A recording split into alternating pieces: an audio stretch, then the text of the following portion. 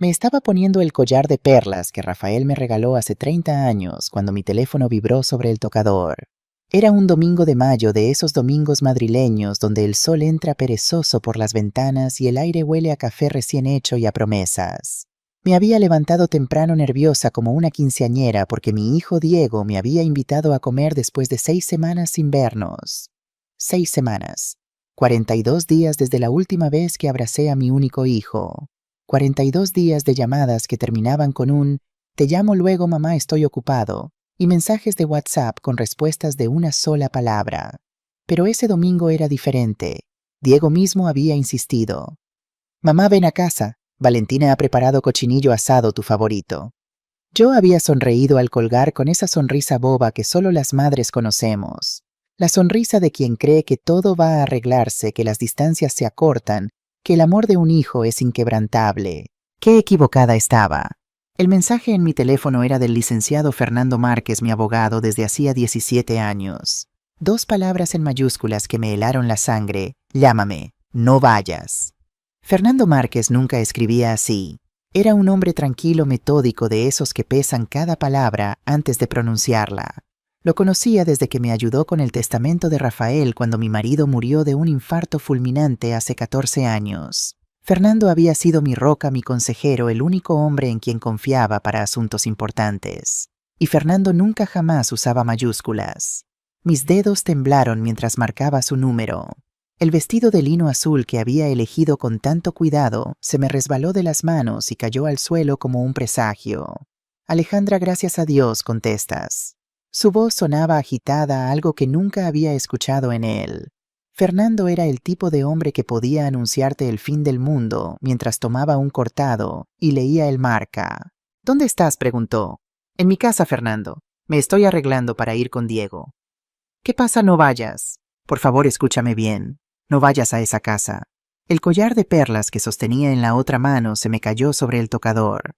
Las perlas golpearon la madera con un sonido seco que me pareció el eco de algo rompiéndose dentro de mí. ¿De qué me hablas? «Es la comida con mi hijo. Él mismo me invitó. Alejandra, he descubierto algo muy grave. Necesito que vengas a mi despacho ahora mismo. O si lo prefieres, voy yo a tu casa». Mi respiración se volvió pesada. Afuera el sol de mayo seguía brillando sobre los geranios de mi balcón, pero de repente sentí un frío que me caló hasta los huesos. «Fernando, me estás asustando». «¿Qué está pasando?» Hubo un silencio que duró apenas segundos, pero se sintió como una eternidad. Como cuando el médico te mira antes de darte un diagnóstico terrible.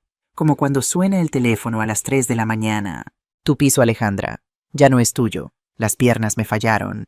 Tuve que sentarme en la orilla de la cama, esa cama donde había dormido sola durante 14 años, donde había llorado la muerte de mi marido, donde había soñado con un futuro tranquilo rodeada de mis libros y mis recuerdos. «¿Cómo que no es mío? Claro que es mío. Lo compré con mi propio dinero. Trabajé 30 años para...» «Firmaste una cesión total de propiedad hace 6 meses», me interrumpió Fernando con voz grave. «Tu hijo es el dueño legal ahora. Y hay más, Alejandra. Mucho más. Pero no puedo decírtelo por teléfono. Esto es muy serio. El mundo se detuvo. Mi piso, mi hogar, el lugar que levanté con harina y azúcar con mis manos cansadas, con las madrugadas frente al horno después de que Rafael murió. El lugar donde crié a Diego, donde están las fotografías de mi vida entera, donde cada rincón guarda un pedazo de mi historia. 420.000 euros pagados en efectivo. Cada céntimo ganado con torrijas, polvorones, tartas de Santiago y bizcochos de limón. Cada billete representaba un amanecer sin dormir, un pedido entregado a tiempo, una clienta satisfecha que volvía una y otra vez. Y ahora me decían que ya no era mío. «Voy para allá», susurré con una voz que no reconocí como mía. «Dame 20 minutos». Colgué. Me quedé sentada en la cama mirando el vestido de lino azul tirado en el suelo como un cadáver elegante. Y entonces entendí algo que me heló la sangre más que cualquier palabra de Fernando. Aquel almuerzo no era una reconciliación, era una trampa. Mientras conducía hacia el despacho del licenciado Márquez en la calle Serrano, las lágrimas empezaron a nublarme la vista. Tuve que detenerme en un semáforo de la Castellana y respirar hondo, limpiándome los ojos con el dorso de la mano. La gente pasaba a mi lado paseando con sus perros, riendo, tomando cañas en las terrazas, ajena a que mi mundo acababa de colapsar. Una pareja de ancianos cruzó delante de mi coche cogidos de la mano y sentí una punzada de envidia tan profunda que me avergoncé de mí misma.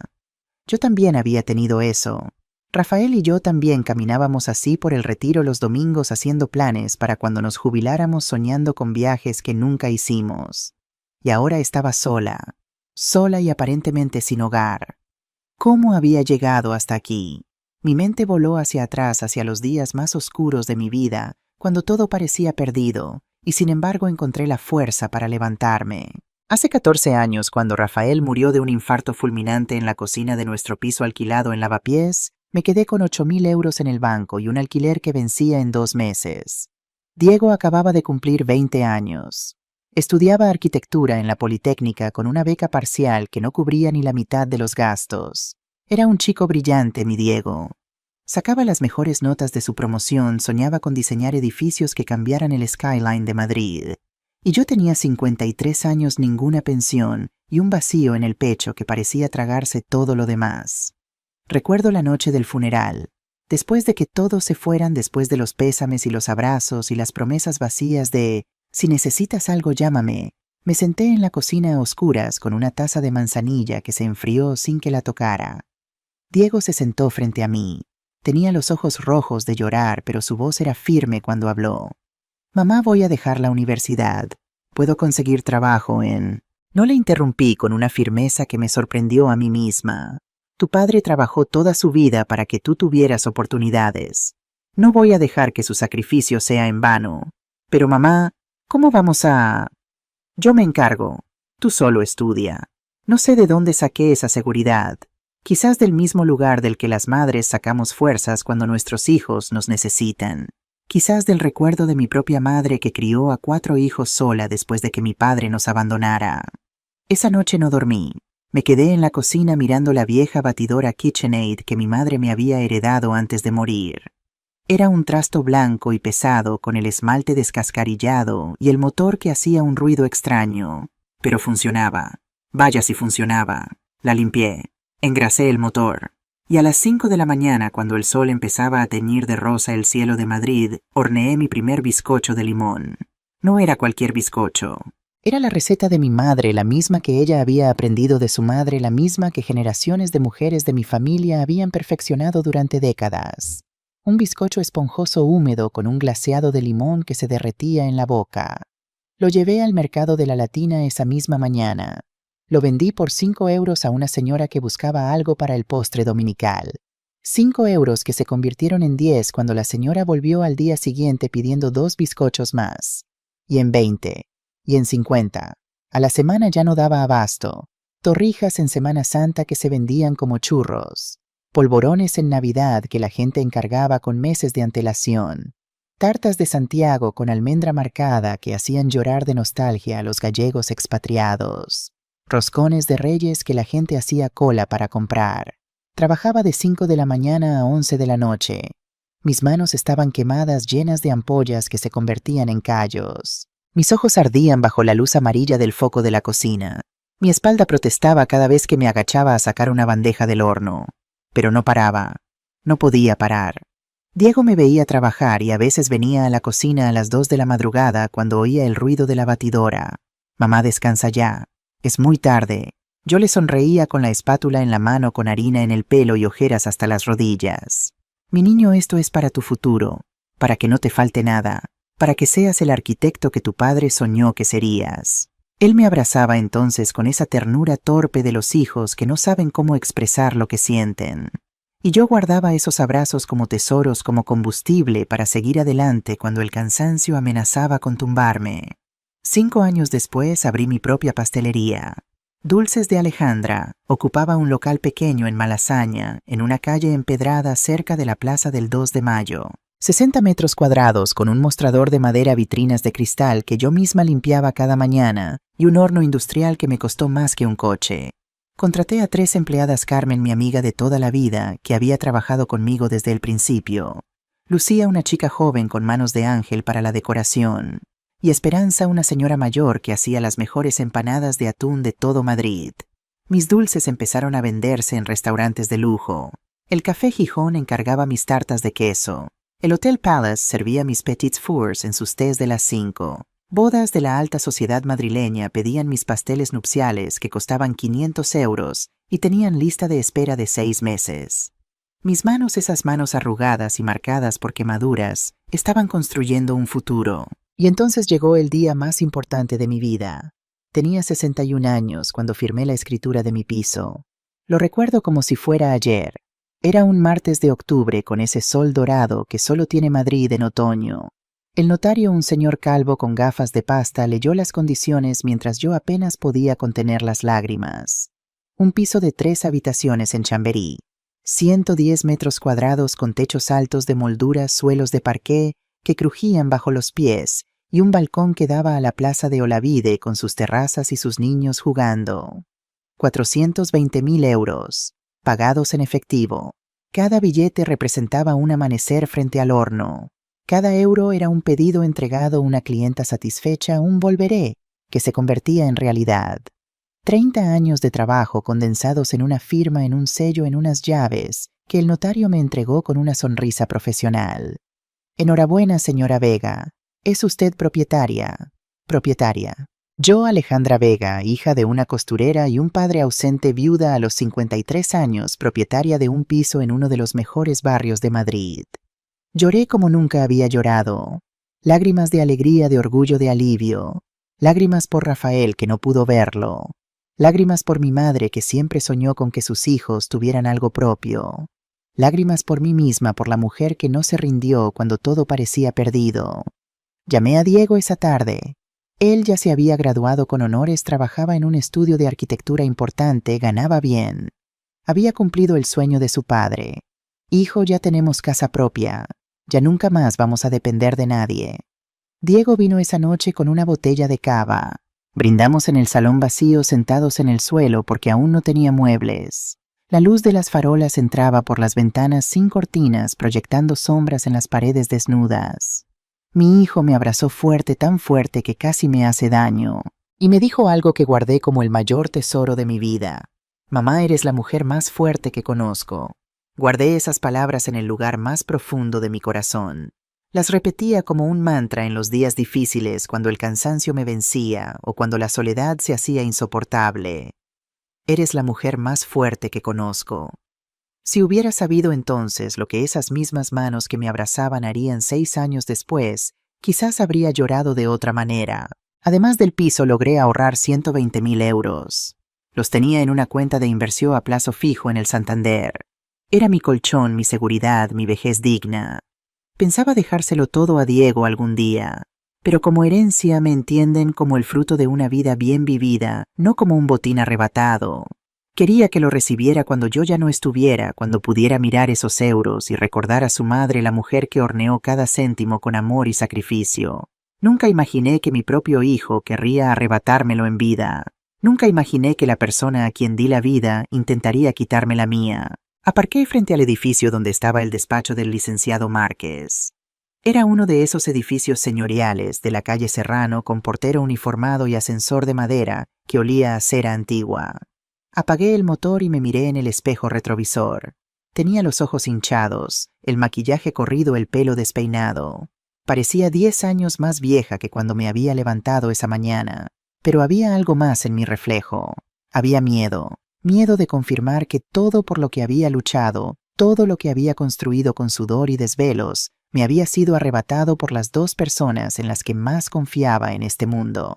Respiré hondo, tomé mi bolso, bajé del coche, porque si algo había aprendido en esta vida era esto: las batallas más duras no se pelean contra extraños, se pelean contra quienes creíste que jamás te traicionarían. Me sirvió un vaso de agua y esperó a que me sentara en el sillón de cuero verde que había frente a su escritorio. La luz de la tarde entraba por los ventanales iluminando las estanterías repletas de libros de derecho y los diplomas enmarcados en las paredes. Pero antes de contarles lo que Fernando me reveló ese día, necesito que entiendan cómo empezó todo. Cómo una mujer que yo no conocía entró en nuestras vidas y sin que me diera cuenta comenzó a destruir todo desde dentro. Hace 3 años Diego llegó a mi casa un sábado por la tarde con una sonrisa que no le veía desde hacía mucho tiempo. Venía de la mano de una mujer. Era delgada de cabello rubio, perfectamente liso, impecablemente vestida con un traje de chaqueta gris claro que debía costar más que mi nevera. Llevaba tacones altísimos que hacían clac clac sobre mi suelo de parqué, un bolso de marca que reconocí de las revistas y un perfume caro que inundó mi salón en cuanto entró. «Mamá, ella es Valentina», dijo mi hijo con esa voz emocionada de quien presenta algo importante. «Es economista, trabaja en una firma de consultoría financiera». Valentina me tendió la mano.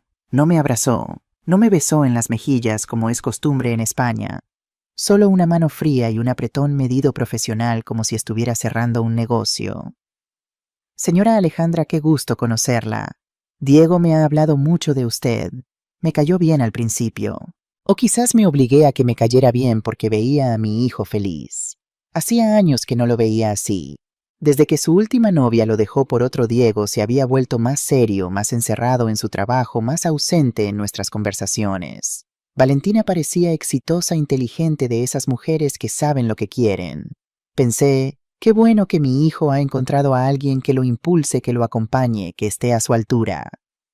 No sabía que lo que ella quería era exactamente lo que yo había construido. Los primeros meses fueron normales. Venían a visitarme los domingos, comíamos paella o cocido, hablábamos de sus trabajos y sus planes. Valentina siempre traía postres de alguna pastelería francesa carísima, de esos que cuestan 15 euros por ración y vienen en cajitas con lazos. Yo le ofrecía mi bizcocho de limón casero, mis rosquillas fritas, mis natillas con canela. Pero ella apenas probaba un bocadito y lo dejaba en el plato con una sonrisa educada. «Es que estoy cuidando la línea, señora Alejandra», decía, tocándose la cintura inexistente. «Pero tiene una pinta estupenda de verdad». Y entonces empezaron los comentarios. Sutiles al principio, envueltos en palabras amables, pero comentarios al fin. Un domingo, mientras tomábamos café en mi salón, Valentina miró alrededor con esa expresión de quien evalúa una propiedad. «Señora, este piso tiene muchísimo potencial. Con una reforma podría valer el doble. Estos muebles de madera oscura son muy tradicionales, pero si los cambiara por algo más moderno, más minimalista, imagínese el cambio». Yo sonreí incómoda, acariciando el reposabrazos del sofá donde Rafael y yo habíamos visto tantas películas juntos. «Me gustan así. Cada mueble tiene su historia». Claro, claro», respondió ella tocándose el pelo perfectamente planchado. «Es solo que bueno, a veces aferrarse al pasado nos impide crecer. ¿No cree?» Diego no dijo nada. Solo bebió su café en silencio, mirando por la ventana como si la conversación no fuera con él. Otro domingo, mientras yo preparaba croquetas en la cocina, Valentina entró y se apoyó en la encimera con los brazos cruzados. «Señora Alejandra, usted ya tiene un plan de jubilación estructurado porque con su edad debería estar pensando en inversiones más seguras, en diversificar su patrimonio». «Tengo mis ahorros», respondí sin dejar de remover la bechamel. «Y mi negocio todavía da para vivir bien». «Ah, sí, la pastelería», dijo ella con un tonito que no me gustó. «Es muy casera. Pero dígame, ¿ha pensado qué pasará cuando ya no pueda trabajar, cuando sus manos ya no respondan como antes?» Se me hizo un nudo en la garganta, porque era una pregunta que yo misma me había hecho en las noches de insomnio, cuando el dolor de la artritis me despertaba y tardaba minutos en poder cerrar el puño. «Por eso ahorro», dije con firmeza. «Y por eso tengo este piso, es mi seguridad». Valentina asintió lentamente como si estuviera tomando nota mental de algo. «Por supuesto. Pero ¿sabe qué sería más inteligente poner ese piso a nombre de Diego desde ahora? Así cuando cuando llegue el momento no habrá problemas legales ni impuestos que pagar. Todo quedaría en familia protegido». Algo en mi interior se erizó. Una alarma antigua primitiva que las mujeres de mi generación aprendimos a ignorar por educación, por cortesía, por no parecer desconfiadas. Pero no dije nada. Solo seguí removiendo la bechamel mientras Valentina me observaba con esa sonrisa que nunca le llegaba a los ojos. Necesito hacer una pausa aquí para contarles algo que descubrí mucho después, cuando ya todo había estallado. Valentina Serrano no era simplemente una mujer ambiciosa. Era una mujer rota que intentaba llenar su vacío con dinero. Su madre Dolores la abandonó cuando tenía 8 años. Se fue con un amante a Canarias y nunca volvió. Ni una llamada, ni una carta, ni un mensaje en cumpleaños. Nada. El padre de Valentina, un hombre bueno pero derrotado, la crió solo hasta que murió de un cáncer de páncreas cuando ella tenía 19 años. Valentina tuvo que trabajar de camarera para pagarse la carrera de económicas, viviendo en un piso compartido con otras 4 chicas, comiendo arroz con tomate cuando no llegaba a fin de mes. Esa experiencia la marcó para siempre. Le enseñó que el dinero era lo único seguro, lo único que no te abandonaba, lo único que no moría. Y también le enseñó algo más oscuro, que para conseguirlo, a veces hay que pisar a otros. Lo que más me dolió descubrir fue esto: Valentina llevaba años enviando dinero a su madre, a la misma mujer que la abandonó. Miles de euros al año que iban a parar a una cuenta en Tenerife, donde Dolores vivía con su tercer marido. Valentina estaba intentando comprar el amor de una madre que nunca la quiso, y para hacerlo estaba dispuesta a destruir a otra madre, la mía. Al mes siguiente de aquella conversación en la cocina, Diego y Valentina anunciaron que se iban a casar. Yo organicé una pequeña celebración en mi casa. Invité a mis amigas de la pastelería, a Carmen y Lucía y Esperanza. Invité a algunos vecinos del edificio, a mi prima Rosario, que vivía en Alcalá, a un par de compañeros de trabajo de Diego que conocía de antes. Preparé comida para 20 personas: tortilla de patatas, jamón de bellota, queso manchego, gambas al ajillo, croquetas de jamón, empanadas de bonito. Postres suficientes para alimentar a un ejército: brazo de gitano, natillas, arroz con leche, tarta de manzana. Valentina llegó tarde. Entró con cara de fastidio, apenas disimulado, mirando mi salón como si fuera un museo de antigüedades. Apenas probó la comida que había preparado con tanto cariño. «Es que no estoy acostumbrada a comida tan contundente», me dijo en voz baja mientras Diego hablaba con mi prima. «Ya sabe mi estómago delicado». Tragué saliva y sonreí. Porque eso es lo que hacemos las madres, ¿verdad? Sonreímos aunque nos estén clavando un puñal. Sonreímos para no hacer escenas, para no parecer difíciles, para no arruinar la felicidad de nuestros hijos. La boda fue en un hotel de 5 estrellas, en el Paseo de la Castellana. Valentina se encargó de todo el menú, la decoración, las flores, la música, la lista de invitados. Yo no tuve voz ni voto en nada. «Es nuestro día, señora Alejandra», me recordó cuando intenté sugerir que incluyeran algunas canciones de copla que a Diego le gustaban de niño. «Y queremos que sea moderno, elegante». Ya sabe, me senté en esa boda sintiéndome como una invitada más, no como la madre del novio, no como la mujer que había parido a ese hombre que lo había criado sola, que había sacrificado su juventud y su salud para que él llegara donde estaba. Era solo otra señora con un vestido caro sentada en una mesa redonda, aplaudiendo cuando tocaba aplaudir, sonriendo cuando tocaba sonreír. Y después de la luna de miel en las Maldivas, 15 días en un resort que costaba más de lo que yo ganaba en un año, algo cambió definitivamente. Las visitas se volvieron cada vez más escasas. Diego siempre estaba ocupado. Valentina siempre tenía una reunión, un compromiso, un viaje de trabajo. Cuando yo llamaba a él, contestaba con monosílabos. Cuando yo proponía vernos, él posponía. «Mamá, es que este mes es imposible. Ya te llamo». Y no llamaba. Cuando finalmente venían una vez al mes, si tenía suerte, Valentina dominaba toda la conversación. Hablaba de sus logros, de sus ascensos, de sus bonus de fin de año. Hablaba de los restaurantes donde cenaban, de los viajes que planeaban, de la reforma que querían hacer en su ático de Salamanca. Miraba mi piso con esos ojos evaluadores, calculando mentalmente los metros cuadrados, la orientación, el potencial de revalorización. «Este barrio ha subido mucho de precio, señora Alejandra. Su piso debe valer ahora al menos 500.000 euros. Es una locura tener tanto capital inmovilizado a su edad». Diego seguía sin decir nada. Se había vuelto una sombra de su esposa, asintiendo cuando ella hablaba, callando cuando ella callaba. ¿Dónde estaba mi hijo? ¿Dónde estaba el chico que me abrazaba en la cocina a las 2 de la mañana, que me decía que era la mujer más fuerte que conocía, que prometió cuidarme siempre? Una noche sola en mi habitación me pregunté si estaba exagerando, si eran cosas mías producto de los celos de una suegra posesiva. Si el problema era yo, que no podía aceptar que mi hijo ya tenía su propia vida. Pero algo en mi corazón me decía que no, que había algo más oscuro creciendo detrás de esas sonrisas frías y esos comentarios disfrazados de consejos. Y tenía razón. El licenciado Márquez colocó el primer documento frente a mí. Era una escritura pública con sellos oficiales y firmas de notario. Reconocí mi propia firma al final de la página, esos garabatos temblorosos que había trazado, sin saber lo que estaba firmando. «Antes de explicarte esto», dijo Fernando con voz grave, «necesito que me cuentes exactamente cómo llegaste a firmar este papel». Cerré los ojos y volví a ese día, hace 6 meses. Un martes por la tarde de noviembre con ese frío madrileño que se mete en los huesos. Diego me había llamado esa mañana, algo inusual porque casi nunca lo hacía entre semana. Mamá, ¿puedes venir a comer a casa Valentina y yo necesitamos hablar contigo de algo importante? El tono era serio, demasiado serio. Mi corazón se aceleró como cuando presentí que algo malo pasaba con Rafael aquella mañana de hace 14 años. ¿Está todo bien? ¿Os pasa algo? Sí, todo bien. Es solo algo importante que queremos comentarte. Nada malo, tranquila. Pero yo no estaba tranquila. Durante todo el camino hacia su ático en Salamanca recé en silencio. Recé porque no fuera una enfermedad. Recé porque no fuera un divorcio.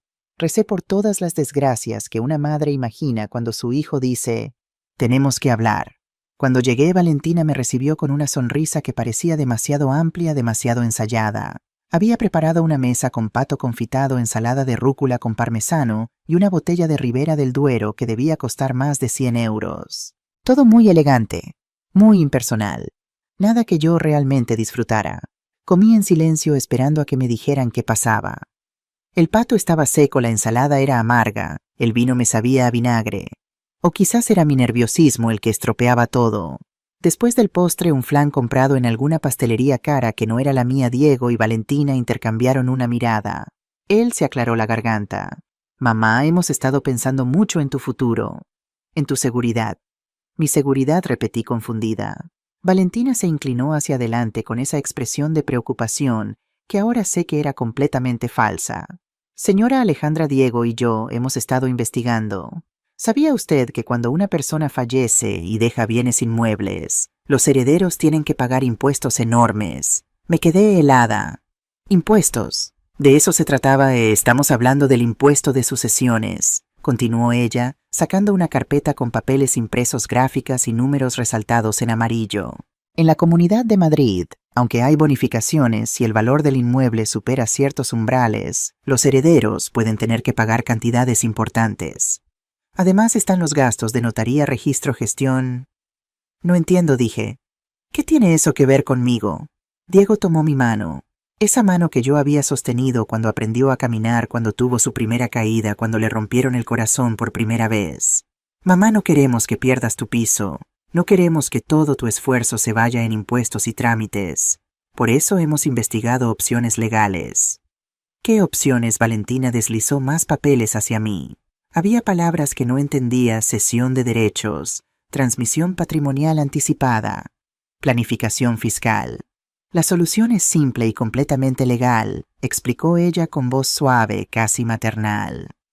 «Usted hace una donación de la propiedad a nombre de Diego ahora en vida. De esa manera los impuestos son menores, el piso queda protegido y usted, por supuesto, sigue viviendo ahí como siempre. Nada cambia para usted. Es solo un papel, un trámite notarial para proteger su patrimonio». «¿Pero yo dejaría de ser la dueña?», pregunté, sintiendo cómo se me secaba la boca. «En los papeles sí», respondió Diego demasiado rápido, «pero en la práctica no. Seguiría siendo tu casa, mamá, tu hogar. Nadie va a echarte de ahí. Esto es solo para protegerte de la voracidad de Hacienda». Valentina asintió con vehemencia. «Y créame, señora Alejandra, hemos visto casos terribles. Personas mayores que pierden sus casas porque sus hijos no pueden pagar los impuestos de sucesión. Familias destruidas, patrimonios perdidos. No queremos que eso les pase a ustedes». Me mostraron artículos impresos de internet, historias de familias que supuestamente habían perdido todo, números rojos, advertencias de asesores fiscales. Todo parecía tan real, tan documentado, tan urgente. Yo estaba mareada, confundida, asustada. «Pero no hay otra forma. ¿Un testamento?» «Los testamentos no evitan el problema, mamá», interrumpió Diego. «Al contrario, lo complican. Esto es lo más seguro. Además, ya he hablado con un notario amigo mío. Está todo preparado. Solo necesitamos tu firma». «¿Ya has hablado con un notario?», repetí, sintiendo una alarma en mi pecho. «Para agilizar el proceso», explicó Valentina. «Estos trámites pueden tardar meses, pero si usted firma esta semana quedamos todos protegidos. Su piso queda protegido». Diego apretó mi mano con cariño, con esa ternura que conocía desde que era un bebé. «Mamá, confía en mí. Esto es lo mejor para ti, para todos nosotros». Y ahí estuvo mi error. Mi error monumental, imperdonable, irreversible. Confié porque era mi hijo, porque pensé que nadie en el mundo me protegería mejor que él, porque asumí que su amor por mí era tan inquebrantable como el mío por él. 2 días después firmé ante notario. Era un hombre mayor, calvo, con gafas gruesas que le hacían parecer un búho. Leyó los documentos rápidamente en ese tono monótono de quien ha leído miles de escrituras iguales. Señaló dónde poner mi firma, y yo obedecí como una autómata escribiendo mi nombre en los espacios marcados con una X. Valentina y Diego estaban ahí sonrientes tranquilos. Él me dio un beso en la mejilla cuando terminamos. Ella me estrechó la mano con esa frialdad de siempre. Ha hecho lo correcto, señora Alejandra. Ahora puede estar tranquila. El notario me dio una copia de los papeles. Enhorabuena, dijo. Ha realizado un acto de gran amor y previsión hacia su hijo. Salí de aquel despacho sintiendo un vacío extraño en el estómago, una sensación de que algo no estaba bien, de que había cometido un error que no podía nombrar. Pero me convencí de que eran paranoias de vieja, nervios sin fundamento. Guardé los papeles en un cajón de mi cómoda debajo de los jerseys de invierno y traté de no pensar más en ello. Hasta ese domingo de mayo, hasta ese mensaje de Fernando Márquez. Abrí los ojos y miré al licenciado Márquez. Él tenía la mandíbula tensa, los puños cerrados sobre el escritorio. Alejandra dijo con voz ronca: lo que firmaste no fue una protección. Fue una cesión total, absoluta e irrevocable de la propiedad. Tu piso ya no te pertenece. Diego es el único dueño legal. Y si él quisiera venderlo, alquilarlo, hipotecarlo o echarte a la calle, puede hacerlo sin tu consentimiento. Las palabras cayeron sobre mí como piedras. Pero él me dijo, me prometió. Te mintieron, sentenció Fernando. Y hay más. Sacó otro documento, un extracto bancario con el logo del BBVA. Hace 3 meses Diego solicitó un préstamo hipotecario usando tu piso como garantía. 280.000 euros. Ya los tiene en su cuenta. El mundo dejó de girar. ¿Qué están endeudando tu casa, Alejandra? Y si no pagan el banco, se la queda. Pero no es solo eso. Fernando sacó su teléfono. Me mostró capturas de pantalla de una conversación de WhatsApp. Un contacto en el banco, alguien que le debía un favor, se las había pasado. Son mensajes entre Valentina y una amiga suya. Leí, y con cada palabra sentí cómo se me partía el alma. Valentina, ya casi nos libramos de la carga. La vieja firmó todo. Amiga, ¿y ahora qué? Valentina, ahora solo falta sacarla del piso y reformarlo. Diego dice que la mandemos a una residencia pública. Total, ya cumplió su función. Amiga, ¿y si se resiste, Valentina? No se va a resistir. Está sola, no tiene a nadie más. Y aunque quisiera pelear, no tiene papeles que la respalden. El piso es nuestro. Dejé caer el teléfono sobre el escritorio. Las lágrimas brotaron sin control, quemándome las mejillas, ahogándome la voz. Mi hijo, mi único hijo, el niño que cargué en mi vientre durante 9 meses, al que alimenté de mi pecho cuando no tenía ni para comer yo, al que vestí con ropa que yo misma cosía, al que eduqué y protegíame con cada fibra de mi ser durante 34 años. Me había vendido por 280.000 euros. Hay más, dijo Fernando, aunque yo ya no creía poder soportar nada más. Me mostró otra captura, una conversación entre Diego y un agente inmobiliario. Diego, ¿en cuánto podemos poner el piso, agente? En esa zona Chamberí con esas características podemos pedir 550.000 euros fácilmente. Se vende rápido. Diego, perfecto. Pero necesito sacar primero a la ocupante actual. ¿Conoces abogados que manejen desahucios rápidos? Agente, claro, te paso contactos. Con el dinero correcto en 3 meses lo tienes vacío. Mi hijo me estaba llamando ocupante. Como si yo fuera una extraña, una inquilina molesta, un obstáculo para su enriquecimiento, no una madre, no la mujer que le dio la vida, solo un problema que resolver.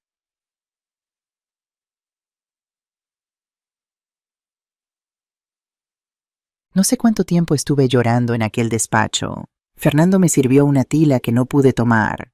Mis manos temblaban tanto que el líquido se derramaba sobre mi vestido. Él esperó en silencio, dándome el espacio que necesitaba para procesar lo impensable. Cuando finalmente pude hablar, mi voz salió quebrada y irreconocible. ¿Cómo descubriste todo esto? Fernando se recostó en su silla y suspiró profundamente. Hace 2 semanas recibí una llamada de un colega del registro de la propiedad.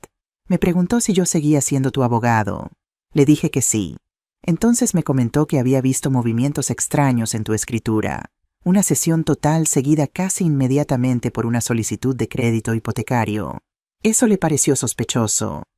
¿Por qué sospechoso? Porque normalmente cuando alguien hace una donación por planificación fiscal legítima, no hipoteca la propiedad de inmediato. Eso contradice el propósito supuesto de proteger el bien. Mi colega olió algo raro y me avisó. Fernando abrió otra carpeta. Empecé a investigar. Pedí copias de todos los documentos, revisé el contrato de crédito, y entonces descubrí que el préstamo no fue solicitado para mejorar la propiedad ni para ninguna emergencia. Fue un crédito de libre disposición. Es decir, ese dinero puede usarse para lo que ellos quieran. Para lo que quieran, repetí sintiendo náuseas. Exacto.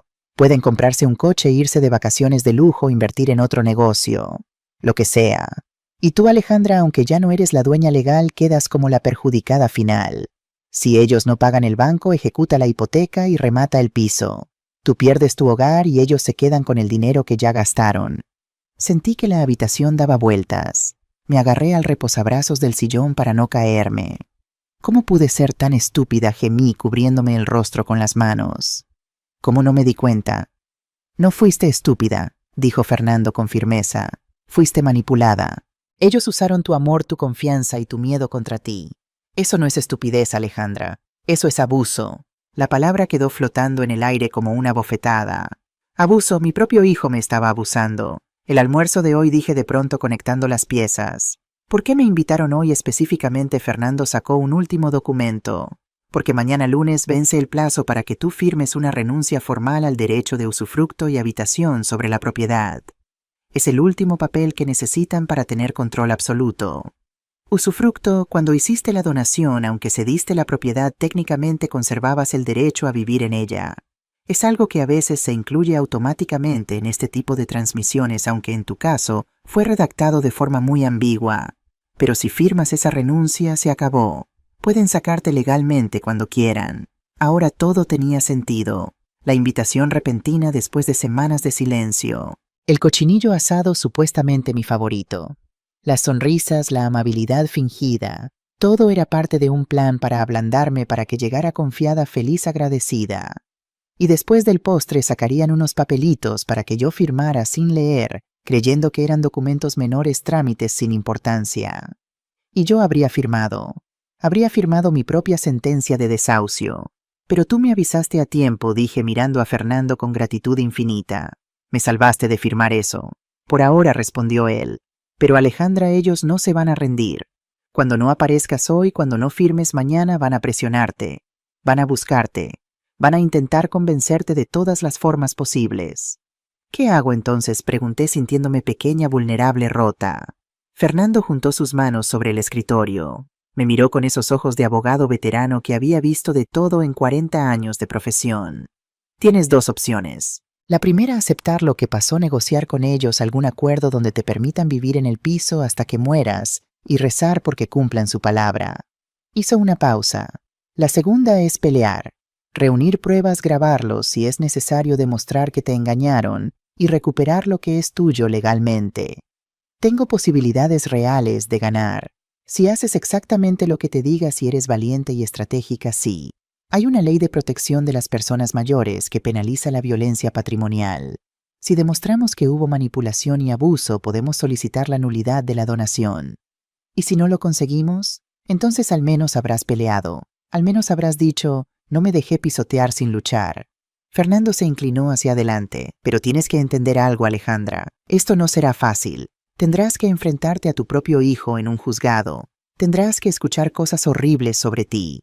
Tendrás que revivir esta traición una y otra vez durante meses. ¿Estás preparada para eso? Las lágrimas volvieron a brotar. Pero esta vez eran diferentes. No eran solo lágrimas de dolor. Había algo más. Algo que empezaba a crecer en mi pecho como una brasa encendida. Rabia. Una rabia fría, limpia, necesaria. La rabia de una mujer que ha dado todo y ha recibido traición a cambio. La rabia de una madre que se niega a morir en silencio. Levanté la cabeza y miré a Fernando directamente a los ojos. Quiero pelear, dije con una voz que no había usado en años. Quiero recuperar mi piso y quiero que paguen por lo que me han hecho. Fernando asintió lentamente. Una sonrisa pequeña, casi imperceptible, se dibujó en sus labios. Entonces prepárate, Alejandra, porque lo que viene no será bonito, pero te prometo una cosa, no estarás sola.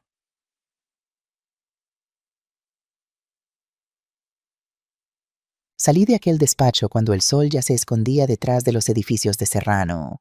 Mi teléfono estaba lleno de llamadas perdidas de Diego y mensajes de Valentina. Valentina. Señora Alejandra, ¿dónde está? Ya es tarde. Valentina. ¿Le ha pasado algo? Conteste, por favor. Diego. Mamá, ¿estás bien? Estamos preocupados. Diego. El cochinillo se está enfriando. ¿Vienes o no? No respondí ninguno. Conduje de regreso a mi piso que ya no era mío, y me senté en el salón a oscuras mirando las fotografías en las paredes. Diego de bebé con esos mofletes gordos y esa sonrisa desdentada. Diego en su graduación de arquitectura con la toga y el birrete abrazándome mientras yo lloraba de orgullo. Diego el día que compré este piso brindando con cava en el suelo vacío diciéndome que era la mujer más fuerte que conocía. ¿En qué momento ese niño se había convertido en un extraño capaz de traicionarme así? ¿En qué momento había dejado de ser mi hijo para convertirse en mi verdugo? Y más importante aún, ¿en qué momento yo había olvidado que soy una mujer que no se rinde? Miré el retrato de Rafael en la estantería. Mi marido, mi compañero, el amor de mi vida, que se fue demasiado pronto. ¿Qué harías tú? Le pregunté en silencio. Y aunque él no podía responder algo en mi corazón, supo la respuesta. Rafael nunca se habría dejado pisotear. Rafael habría luchado hasta el último aliento, y yo era su viuda, su compañera, la mujer que él amó durante 30 años. No iba a deshonrar su memoria rindiéndome ahora. Esa noche algo cambió dentro de mí. El dolor seguía ahí. La traición me quemaba las entrañas, pero ahora estaba acompañado de algo más fuerte, determinación, porque había aprendido algo fundamental en aquellas horas terribles. El amor de madre puede ser el más grande del mundo, pero también puede ser el más peligroso de todos. Peligroso para quienes lo traicionan. Los días que siguieron a aquella revelación fueron los más extraños de mi vida. Me levantaba cada mañana en mi piso, ese piso que legalmente ya no me pertenecía, y recorría cada habitación como si fuera la última vez. Tocaba las paredes, acariciaba los muebles, me sentaba en el balcón a mirar la plaza de Olavide con sus niños jugando y sus ancianos tomando el sol. Todo seguía igual, pero yo ya no era la misma mujer que había sido una semana antes. El lunes por la mañana a las 9 en punto estaba sentada en el despacho del licenciado Márquez. Él había convocado a 2 personas más, un detective privado llamado Nicolás Torres y una abogada especializada en derecho de familia, la licenciada Elena Castillo. Alejandra, comenzó Fernando, antes de explicarte el plan necesito que entiendas contra qué nos enfrentamos. Asentí en silencio. Mis manos apretaban el bolso sobre mi regazo como si fuera un salvavidas. Ellos tienen la ley de su lado en papel. Tú firmaste voluntariamente ante notario. No hubo coacción física, no hubo amenazas explícitas. Un juez podría mirar esos documentos y decir, señora, usted firmó. Nadie la obligó. Pero me engañaron, protesté. Me mintieron sobre los impuestos sobre... Lo sé, me interrumpió Fernando levantando la mano. Y eso es exactamente lo que tenemos que demostrar. Que hubo dolo, que hubo manipulación, que se aprovecharon de tu confianza y de tu vulnerabilidad como persona mayor. La licenciada Castillo, una mujer de unos 45 años con mirada afilada y pelo canoso recogido en un moño severo, tomó la palabra. Señora Vega, en España existe la Ley de Protección de las Personas Mayores. El artículo que nos interesa penaliza específicamente la violencia patrimonial cuando alguien usa engaño, manipulación o abuso de confianza para apropiarse de los bienes de una persona mayor. Las penas pueden ir de 2 a 6 años de prisión. Prisión, repetí sintiendo un escalofrío. Si se demuestra el delito, sí, pero para eso necesitamos pruebas sólidas. Y ahí es donde entra Nicolás. El detective, un hombre corpulento de unos 45 años con bigote espeso y ojos que parecían no perderse nada, se inclinó hacia adelante. Señora Alejandra, mi trabajo es encontrar todo lo que pueda sobre su hijo y su nuera. Movimientos bancarios, propiedades, deudas, relaciones. Todo lo que pueda demostrar que esto fue un plan premeditado y no una confusión familiar. ¿Y qué han encontrado hasta ahora? Nicolás abrió una carpeta y sacó varios documentos. Bastante. Para empezar, el préstamo de 280.000 euros no fue para ninguna inversión. 70.000 fueron a una cuenta en las Islas Caimán. Otros 100.000 se usaron para pagar deudas de tarjetas de crédito que tenían acumuladas. ¿Y el resto? Hizo una pausa mirándome como si evaluara cuánto podía soportar. El resto se transfirió a una cuenta a nombre de Dolores Serrano, la madre de Valentina. Me quedé sin palabras. La madre que la abandonó, pregunté recordando lo que Fernando me había contado. La misma. Parece que Valentina lleva años intentando comprar el cariño de su madre. Le envía dinero regularmente, le paga el alquiler, le ha regalado un coche. Y ahora con el dinero de su piso le ha enviado 80.000 euros de golpe. Fernando intervino. Esto es importante, Alejandra. Demuestra que el dinero no se usó para ningún fin legítimo relacionado contigo o con la supuesta protección de tu patrimonio. Se usó para beneficio personal de ellos y de terceros. Sentí náuseas. Mi casa, mi trabajo de 30 años, mis madrugadas frente al horno. Todo convertido en un regalo para una mujer que había abandonado a su propia hija. ¿Qué hacemos ahora?, pregunté con voz temblorosa. Fernando juntó sus manos sobre el escritorio.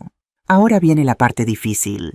Necesitamos que ellos se confíen, que crean que han ganado. Y para eso necesito que hagas algo que va a dolerte mucho. ¿Qué quiero? Que los llames, que te hagas la derrotada, que les digas que estás dispuesta a negociar a irte del piso a cambio de una pequeña ayuda mensual, que no quieres problemas, que solo quieres paz. Quieres que me humille. Quiero que juegues al ajedrez, Alejandra. A veces para dar jaque mate tienes que sacrificar piezas primero. Mientras más seguros se sientan, más errores cometerán. Y nosotros estaremos documentando todo.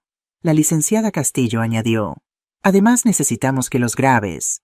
Cualquier conversación donde admitan el plan, donde hablen de sus verdaderas intenciones. En España grabar una conversación en la que tú participas es legal.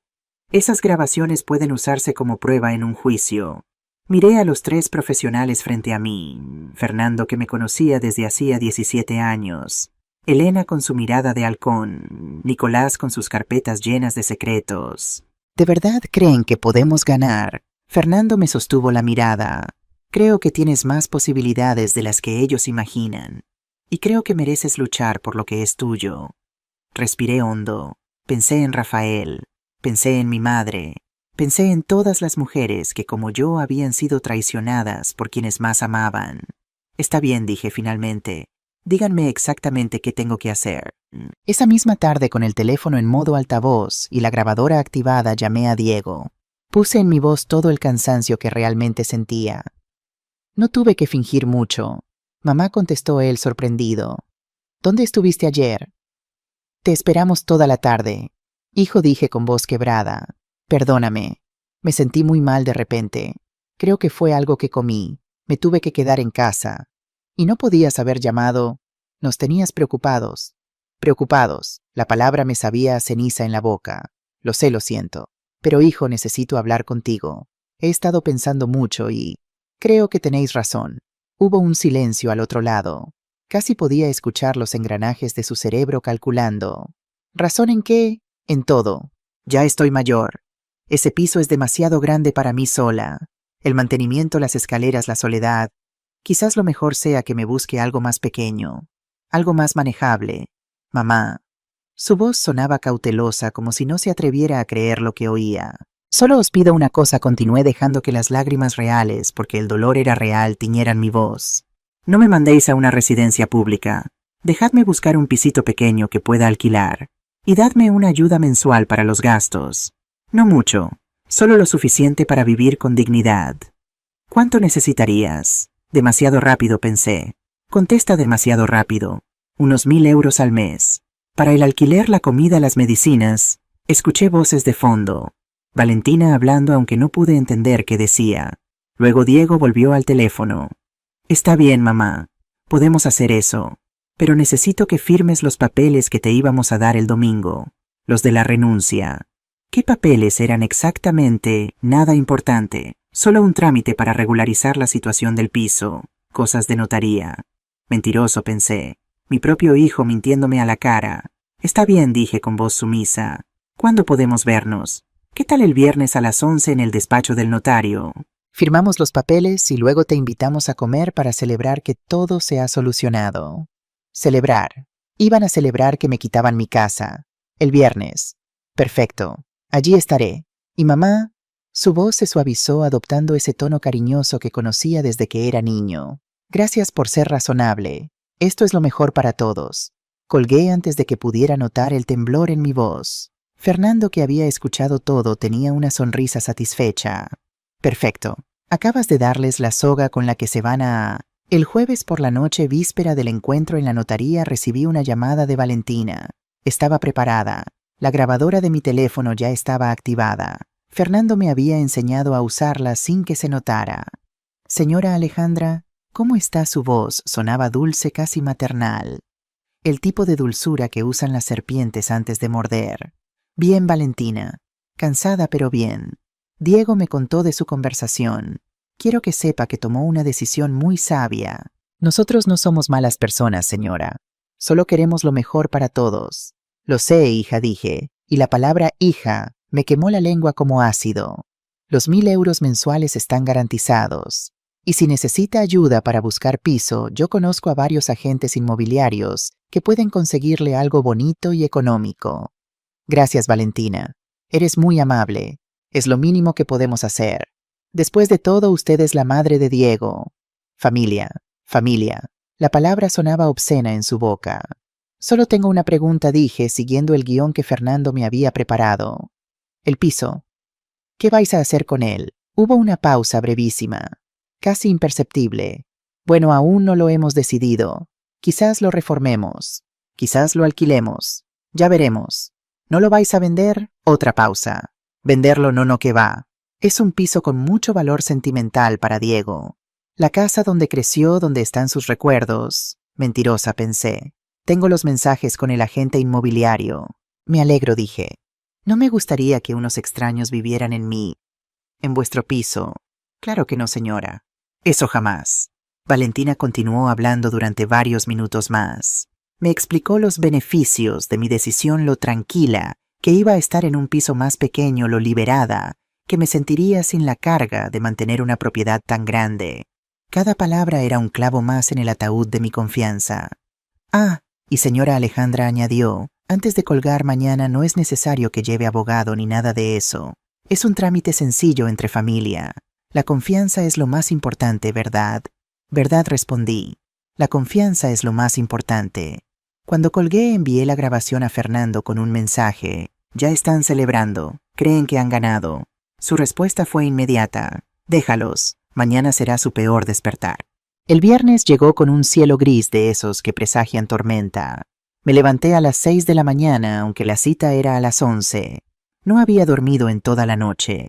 Cada vez que cerraba los ojos veía el rostro de Diego de niño sonriéndome desde algún recuerdo lejano. Me duché con calma, dejando que el agua caliente relajara mis músculos tensos.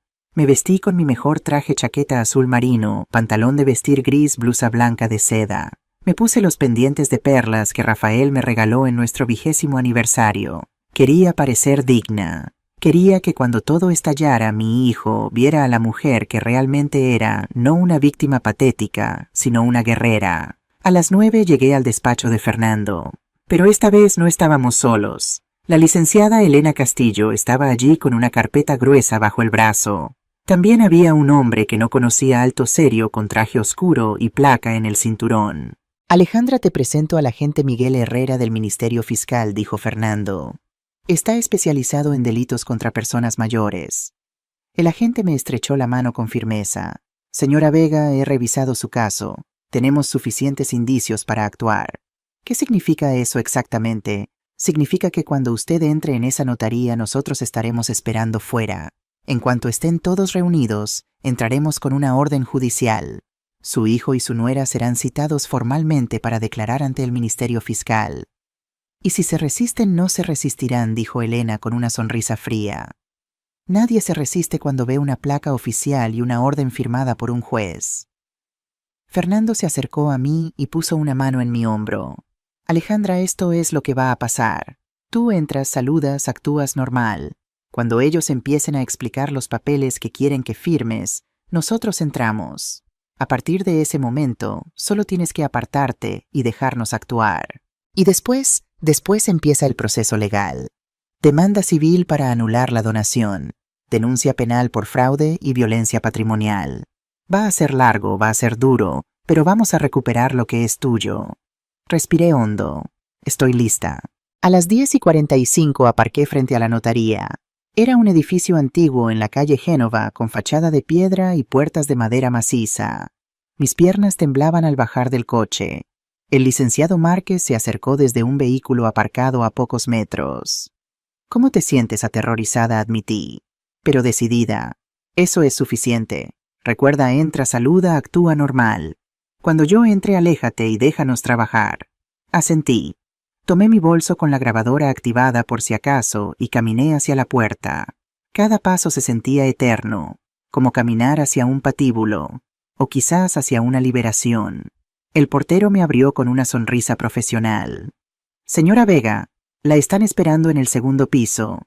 Subí las escaleras de mármol agarrándome a la barandilla de hierro forjado. El corazón me latía tan fuerte que podía escucharlo en mis oídos. Respira, me dije. Eres más fuerte de lo que crees. Llegué al despacho del notario. La puerta estaba entreabierta. Dentro pude ver a Diego y Valentina sentados en sillas de cuero frente a un escritorio de caoba. Diego llevaba traje gris y corbata azul. Se veía seguro, relajado, como quien está a punto de cerrar un negocio lucrativo. Valentina llevaba un vestido beige ajustado y tacones altísimos. Su pelo rubio estaba perfectamente liso, su maquillaje impecable. Cuando me vio entrar, sonrió con esa sonrisa de depredador satisfecho. Señora Alejandra, qué puntual. Pase, pase. Entré. El notario, un hombre calvo de unos 60 años con gafas de montura dorada, se levantó para recibirme. Señora Vega, bienvenida. Tome asiento, por favor. Estábamos esperándola para comenzar. Me senté en la silla junto a Diego. Mi hijo me dio un beso en la mejilla que se sintió como hielo. Hola, mamá. ¿Lista para terminar con esto? Lista, respondí manteniendo la voz neutra. El notario empezó a organizar papeles sobre su escritorio. Escrituras, formularios, documentos con sellos oficiales. Bien, tenemos aquí la renuncia formal al derecho de usufructo sobre la propiedad ubicada en la calle. No terminó la frase. La puerta se abrió de golpe. Fernando Márquez entró primero, seguido de Elena Castillo y el agente Herrera. Detrás de ellos, 2 policías uniformados. El notario se puso de pie confundido. ¿Qué significa esto? Esta es una reunión privada. El agente Herrera mostró su placa y un documento con sello judicial. Agente del Ministerio Fiscal. Traigo una orden de citación para el señor Diego Vega Ruiz y la señora Valentina Serrano López. Diego palideció. Todo el color abandonó su rostro en un segundo. Que Valentina se levantó de su silla con furia apenas contenida. ¿Qué demonios es esto? Esto es una reunión familiar. No tienen derecho a... Señora, la interrumpió Elena Castillo con voz helada. Están siendo citados por la Fiscalía Especializada en Delitos contra Personas Mayores. Se les acusa de fraude, violencia patrimonial y abuso de confianza. Tienen derecho a un abogado. Todo lo que digan puede ser usado en su contra. El silencio que siguió fue ensordecedor. Diego me miró. Sus ojos, esos ojos marrones que yo había adorado desde el día que nació, estaban llenos de shock, de miedo, de algo que casi parecía traición. Traición. Él se sentía traicionado. Por mí. La ironía era tan amarga que casi me hace reír. Mamá susurró. ¿Qué has hecho? Me levanté lentamente. Lo miré directamente a los ojos, sin pestañear, sin temblar. Lo que debía hacer hace 6 meses, Diego. Defenderme. Valentina intentó acercarse a mí, pero el agente Herrera se interpuso. Señora, por favor, no se acerque a la denunciante. Denunciante, escupió Valentina con desprecio. Esta vieja loca nos está denunciando. Ella firmó voluntariamente. Tenemos los papeles. Esto es legal. Fernando sacó su teléfono y pulsó un botón. La voz de Valentina llenó la habitación clara y nítida. Ya casi nos libramos de la carga. La vieja firmó todo. Ahora solo falta sacarla del piso y reformarlo. Y luego la mandamos a una residencia pública. Total, ya cumplió su función. Valentina se quedó muda. Su rostro, siempre tan controlado, se descompuso. Elena Castillo dio un paso adelante. También tenemos las conversaciones con el agente inmobiliario sobre la venta del piso. y los registros bancarios que muestran a dónde fue el dinero del préstamo hipotecario, incluyendo los 80.000 euros que enviaron a la madre de la señora Serrano. Eso es... Valentina balbuceaba buscando palabras que no encontraba. Eso es prueba de fraude, completó Fernando, y de que el dinero obtenido mediante engaño se usó para beneficio personal, no para ningún fin relacionado con la supuesta protección patrimonial que le vendieron a mi clienta. Diego no había dicho una palabra desde mi respuesta. Seguía mirándome con el rostro desencajado como si viera a una extraña. Mamá repitió y su voz sonó como la de un niño perdido. ¿Cómo pudiste hacernos esto? Sentí que las lágrimas querían salir, pero las contuve. No iba a llorar. No delante de él. No ahora. Haceros esto, repetí lentamente. Diego, tú me llamaste ocupante. Planeabas echarme a la calle. Querías meterme en una residencia pública para quedarte con mi casa. Eso no es... Tengo las grabaciones, Diego. Tengo los mensajes. Tengo las pruebas de todo. Así que no me digas qué es y qué no es. El agente Herrera se acercó a ellos. Señor Vega, señora Serrano, tienen que acompañarnos.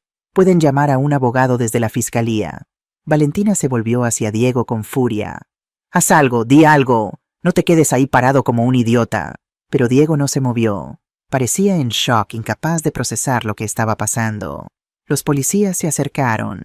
Uno de ellos tomó a Valentina del brazo con firmeza pero sin violencia. Señora, por favor, acompáñenos. ¡Esto es un atropello!, gritó ella mientras la conducían hacia la puerta. Voy a denunciaros a todos. Esto es ilegal. Mi abogado va... Su voz se fue apagando mientras la sacaban del despacho. Diego se levantó lentamente. Antes de salir se volvió hacia mí una última vez. Mamá dijo, y había algo roto en su voz. Después de todo lo que hice por ti. No pude evitarlo. La risa amarga escapó de mis labios. Todo lo que hiciste por mí. Diego, yo te di la vida.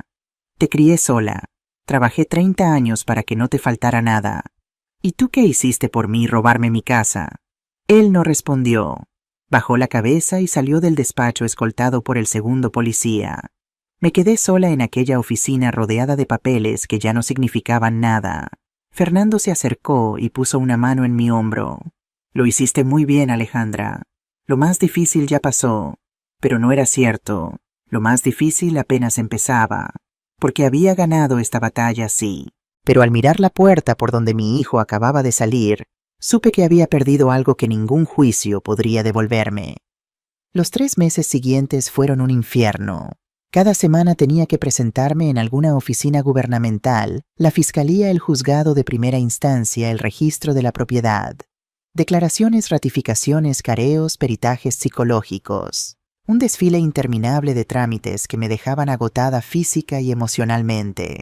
Diego y Valentina contrataron a un abogado caro, muy caro. Un tipo con traje italiano de 3.000 euros y sonrisa de tiburón que cobraba 500 euros la hora y que intentaba intimidarme cada vez que nos cruzábamos en los pasillos del juzgado. Señora Vega, me decía con voz melosa, esto todavía puede resolverse de forma amistosa. Piense en su hijo. ¿De verdad quiere arruinarle la vida por un malentendido? Yo lo miraba sin pestañear. No fue un malentendido. Fue un robo planificado. Y yo no arruiné la vida de mi hijo. Él arruinó la mía. El abogado suspiraba teatralmente y se alejaba moviendo la cabeza como si yo fuera una vieja testaruda que no entendía nada. Pero yo entendía perfectamente. Entendía que estaban asustados. Durante ese tiempo no volví a hablar con Diego directamente. Él intentó llamarme 2 veces. La primera vez dejó un mensaje de voz que borré sin escuchar completo. La segunda vez simplemente colgué cuando vi su nombre en la pantalla. No podía. Todavía no. Valentina, en cambio, no se dio por vencida tan fácilmente. Una noche a las 3 de la madrugada mi teléfono empezó a vibrar con mensajes de WhatsApp, uno tras otro como una ametralladora de veneno. Valentina, vieja miserable. Valentina, te vas a arrepentir de esto. Valentina, voy a destruir todo lo que amas. Valentina, crees que has ganado. No tienes ni idea de con quién te has metido. Valentina, Diego te odia. Lo has perdido para siempre. Valentina, vas a morir sola como la perra que eres. Los mensajes seguían llegando, cada uno más agresivo que el anterior. Insultos, amenazas, predicciones de desgracias. El odio destilaba en cada palabra, en cada emoji furioso, en cada mayúscula. No respondí. Los guardé todos, hice capturas de pantalla y a la mañana siguiente se los envié a Fernando. Su respuesta fue inmediata. Perfecto. Intimidación a testigo. Esto le suma más cargos. Esa misma semana Valentina fue citada nuevamente para declarar sobre los mensajes. Su abogado alegó que había sido un momento de debilidad emocional y que su clienta estaba pasando por una crisis de ansiedad.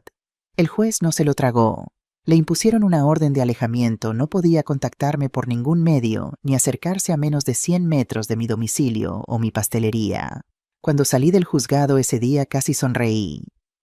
La investigación del detective Nicolás Torres continuaba revelando secretos. Un jueves por la tarde, Fernando me llamó a su despacho con urgencia. Alejandra, siéntate. Hay algo que tienes que saber. Me senté preparándome para otra revelación dolorosa. Nicolás ha estado investigando el historial de Valentina y ha encontrado algo perturbador. Abrió una carpeta y me mostró varios documentos. ¿Te acuerdas del abuelo de Diego, el padre de Rafael, don Antonio Vega? Claro, murió hace 8 años, poco antes de que Diego conociera a Valentina. Exacto, murió de un derrame cerebral, ¿verdad? Sí. Fue muy repentino. Estaba perfectamente y de un día para otro... Fernando me interrumpió. Don Antonio tenía un piso en Chamartín, bastante valioso. Cuando murió ese piso debería haber pasado a Rafael como hijo único. Pero Rafael ya había fallecido, así que la herencia correspondía a Diego como único nieto. Sí, lo recuerdo. Diego vendió ese piso hace unos 5 años. Lo vendió, sí, pero antes de eso hubo un intento de modificar el testamento de don Antonio. Me quedé helada. ¿Qué quieres decir? Fernando sacó un documento amarillento. 3 meses antes de morir, don Antonio fue llevado a una notaría para cambiar su testamento. Quería dejar el piso directamente a Diego, saltándose la línea sucesoria natural. El notario se negó a proceder porque don Antonio ya mostraba signos de deterioro cognitivo. No entiendo. ¿Qué tiene que ver Valentina con esto? La persona que llevó a don Antonio a esa notaría fue una amiga de la familia. Una mujer joven rubia muy persuasiva. El notario la describió en su informe. Fernando me miró fijamente. Valentina y Diego llevaban saliendo solo 2 meses cuando eso ocurrió. El aire se me atascó en los pulmones. ¿Estás diciendo que...? Estoy diciendo que esto no es la primera vez que Valentina intenta manipular a alguien mayor para obtener beneficios económicos. Con don Antonio no funcionó porque el notario fue más cuidadoso. Contigo sí funcionó. Me quedé en silencio procesando la información. Valentina no era solo una mujer ambiciosa que se había aprovechado de la situación. Era una depredadora, una especialista en identificar víctimas vulnerables y manipularlas. Y yo había sido su presa perfecta. Hay más, continuó Fernando. Nicolás ha descubierto que Valentina tiene deudas acumuladas con varias entidades financieras. Créditos personales, tarjetas al límite, una línea de crédito impagada. En total debe más de 60.000 euros. Y Diego no sabía nada de esto. Es posible que no, o es posible que sí y prefiriera mirar hacia otro lado. De cualquier manera, esto explica la urgencia por conseguir dinero. No solo querían enriquecerse, necesitaban el dinero para tapar agujeros. Sentí una mezcla de emociones que no sabía nombrar. Rabia sí, pero también algo parecido a la pena. Pena por Diego, que se había dejado arrastrar por una mujer que solo lo veía como un medio para un fin. Pena por Valentina, que llevaba toda su vida intentando llenar un vacío con dinero que nunca sería suficiente. Y pena por mí misma, que había quedado atrapada en medio de todo aquello. ¿Esto cambia algo en el caso?, pregunté. Refuerza el argumento de premeditación, respondió Fernando. Demuestra que Valentina tenía un patrón de comportamiento, que esto no fue un error de juicio, sino una estrategia deliberada. Asentí lentamente. ¿Y ahora qué? Ahora esperamos la fecha del juicio. El juez ya tiene todos los elementos. En unas semanas tendremos la vista oral. Las noches eran lo peor. Me despertaba a las 3 de la madrugada empapada en sudor, con el corazón latiendo desbocado. Siempre el mismo sueño Diego de niño perdiéndose en una multitud. Yo gritando su nombre, buscándolo desesperadamente entre caras desconocidas. Y cuando finalmente lo encontraba, él me miraba con ojos fríos y decía: «No te conozco». Me levantaba entonces y vagaba por el piso a oscuras. Me sentaba en el salón mirando las fotografías que no había tenido valor de quitar. Diego en su comunión con traje blanco y sonrisa de ángel. Diego soplando las velas de su 10º cumpleaños. Diego abrazándome el día de su graduación. ¿Dónde me equivoqué? Le preguntaba a esas imágenes mudas. ¿Qué hice mal? Pero las fotografías no respondían. Solo me devolvían el reflejo de un pasado que ya no existía. Carmen venía a verme casi todos los días. Mi amiga de toda la vida, mi compañera en la pastelería desde el principio, mi confidente en las noches más oscuras. Se sentaba conmigo en la cocina, preparaba café con canela como a mí me gustaba y me dejaba hablar, o llorar, o simplemente estar en silencio. Una tarde, mientras amasaba pan para distraerme, me preguntó lo que nadie más se atrevía a preguntar a Alejandra. ¿Estás segura de querer llegar hasta el final con esto? Dejé de amasar y la miré. ¿Qué quieres decir? ¿Que ese muchacho es tu único hijo? ¿Que cuando todo esto termine ganes o pierdas, ya nada será igual entre vosotros? Ya nada es igual, Carmen. Eso murió el día que decidió verme como una fuente de dinero en lugar de como su madre. Lo sé, pero vaciló. A veces me pregunto si la rabia no te estará consumiendo más de lo que estás dispuesta a admitir. Sus palabras se quedaron flotando en el aire como el olor del pan recién horneado. ¿Tenía razón? Me estaba consumiendo la rabia. Miré mis manos, esas manos arrugadas y marcadas por 30 años de trabajo. Las mismas manos que habían mecido a Diego cuando era bebé. Las mismas manos que ahora firmaban documentos legales contra él. Quizás admití.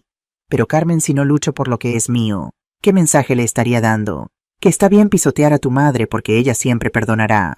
Que el amor de madre es sinónimo de dejarse maltratar. Carmen no respondió. Pero en sus ojos vi que entendía. El día de la vista oral llegó con un cielo azul intenso de esos que solo tiene Madrid en primavera. Me levanté a las 6 de la mañana, aunque la cita era a las 10. Me vestí con cuidado el mismo traje azul marino que había usado el día de la notaría, los pendientes de perlas de Rafael, el anillo de casada que nunca me había quitado. Quería parecer digna, serena, fuerte, aunque por dentro estaba temblando. Fernando pasó a buscarme a las 9. ¿Cómo te sientes?, preguntó mientras conducía hacia el juzgado. Como si fuera a mi propia ejecución, respondí. O a la de mi hijo. No sé qué es peor. Hoy no hay ejecuciones, Alejandra. Hoy hay justicia. El juzgado de primera instancia de Madrid era un edificio imponente de piedra gris con columnas clásicas y escalinatas de mármol. Había estado allí antes para trámites menores, pero nunca para algo así. Nunca para enfrentar a mi propio hijo ante un juez. Entramos por una puerta lateral que Fernando conocía. Los pasillos olían a papel viejo y desinfectante. Funcionarios iban y venían con carpetas bajo el brazo. Un murmullo constante de voces, pasos, teléfonos sonando. La sala de vistas estaba en el segundo piso. Una habitación rectangular con paredes de color crema, un estrado elevado donde se sentaría el juez y bancos de madera para las partes. Diego y Valentina ya estaban allí. Los vi en cuanto entré, sentados al otro lado del pasillo con su abogado. Diego llevaba traje negro y corbata gris. Estaba más delgado de lo que recordaba, con ojeras profundas que le daban aspecto de no haber dormido en semanas. Valentina, en cambio, mantenía su compostura de siempre, vestido gris, perlapelo perfectamente liso, maquillaje impecable. Nuestras miradas se cruzaron. Diego apartó los ojos inmediatamente, como si verme le causara dolor físico. Valentina, en cambio, me sostuvo la mirada con desafío. Incluso esbozó una sonrisa diminuta, desdeñosa, como diciéndome: «Esto no ha terminado». Me senté junto a Fernando y Elena Castillo. Mis manos temblaban sobre mi regazo, pero mantuve la espalda recta y la cabeza alta. No iba a darles la satisfacción de verme débil. El juez entró puntualmente a las 10. Era una mujer de unos 60 años, con pelo canoso recogido en un moño y gafas de montura oscura. Su expresión era seria, profesional, imposible de leer. «Se abre la sesión», anunció con voz clara. «Caso número 2847-2024. Señora Alejandra Vega Ruiz, contra Diego Vega Ruiz y Valentina Serrano López. Demanda de nulidad de donación por vicio del consentimiento y denuncia por violencia patrimonial contra persona mayor». Comenzaron las formalidades. Identificación de las partes, lectura de cargos, confirmación de que todos los presentes entendían sus derechos. Luego Fernando se puso de pie para presentar nuestro caso. Habló durante 20 minutos. Explicó cronológicamente cómo me habían engañado, las mentiras sobre los impuestos de sucesión, la presión para firmar rápidamente la ocultación del préstamo hipotecario. Presentó los documentos bancarios, los mensajes de WhatsApp, las grabaciones. Cuando reprodujo el audio de Valentina diciendo, «Ya casi nos libramos de la carga», la vieja firmó todo. Vi cómo la jueza fruncía el ceño. Diego tenía la cabeza baja, no me miraba. Valentina, en cambio, fulminaba a Fernando con la mirada, como si pudiera hacerlo desaparecer con la fuerza de su odio. Después fue mi turno de declarar. Me levanté con las piernas temblorosas y caminé hacia el estrado. Puse mi mano sobre la Biblia y juré decir la verdad. «Señora Vega», comenzó Fernando, «¿puede describir con sus propias palabras qué le dijeron su hijo y su nuera cuando le pidieron que firmara la donación?» Respiré hondo. Me dijeron que era para protegerme, que si yo moría, Diego tendría que pagar cientos de miles de euros en impuestos de sucesión. Me dijeron que era solo un trámite en papel, que yo seguiría viviendo en mi piso como siempre, que era la mejor forma de asegurar mi patrimonio. Y usted les creyó, sí, porque era mi hijo, porque pensé que él jamás me haría daño. Cuando descubrió que la habían engañado, sentí que las lágrimas querían salir, pero las contuve. Cuando mi abogado me llamó para decirme que ya no era dueña de nada, que habían hipotecado mi piso, que planeaban echarme para venderlo. ¿Cómo se sintió en ese momento? Miré a Diego. Él seguía con la cabeza baja, evitando mis ojos. Sentí que me moría, dije con voz quebrada. Sentí que 30 años de trabajo, de sacrificio, de amor incondicional, no habían significado nada para él. Sentí que mi único hijo me había vendido por dinero. El silencio en la sala era absoluto. «No más preguntas, señoría», dijo Fernando. Entonces se levantó el abogado de Diego, ese hombre con traje italiano y sonrisa de tiburón que tanto me desagradaba. «Señora Vega», comenzó con tono condescendiente, «¿es cierto que usted firmó los documentos de donación voluntariamente sin que nadie la obligara físicamente? Firmé lo que mi hijo me pidió que firmara confiando en él». «Pero nadie la obligó, ¿verdad? Nadie la amenazó ni la coaccionó». «No físicamente». «Pero, ¿sí o no, señora?» Apreté los puños. «No, no físicamente. Y es usted una mujer adulta con plenas capacidades mentales, propietaria de un negocio exitoso. ¿Me está diciendo que no tuvo la capacidad de leer un documento antes de firmarlo?» Sentí la rabia trepar por mi garganta, pero me obligué a mantener la calma. «Tengo la capacidad. Lo que no tenía era razón para desconfiar de mi propio hijo». «¿Usted desconfiaría del suyo?» El abogado parpadeó sorprendido por la contrapregunta. «Las preguntas las hago yo, señora Vega, y yo las respondo como puedo.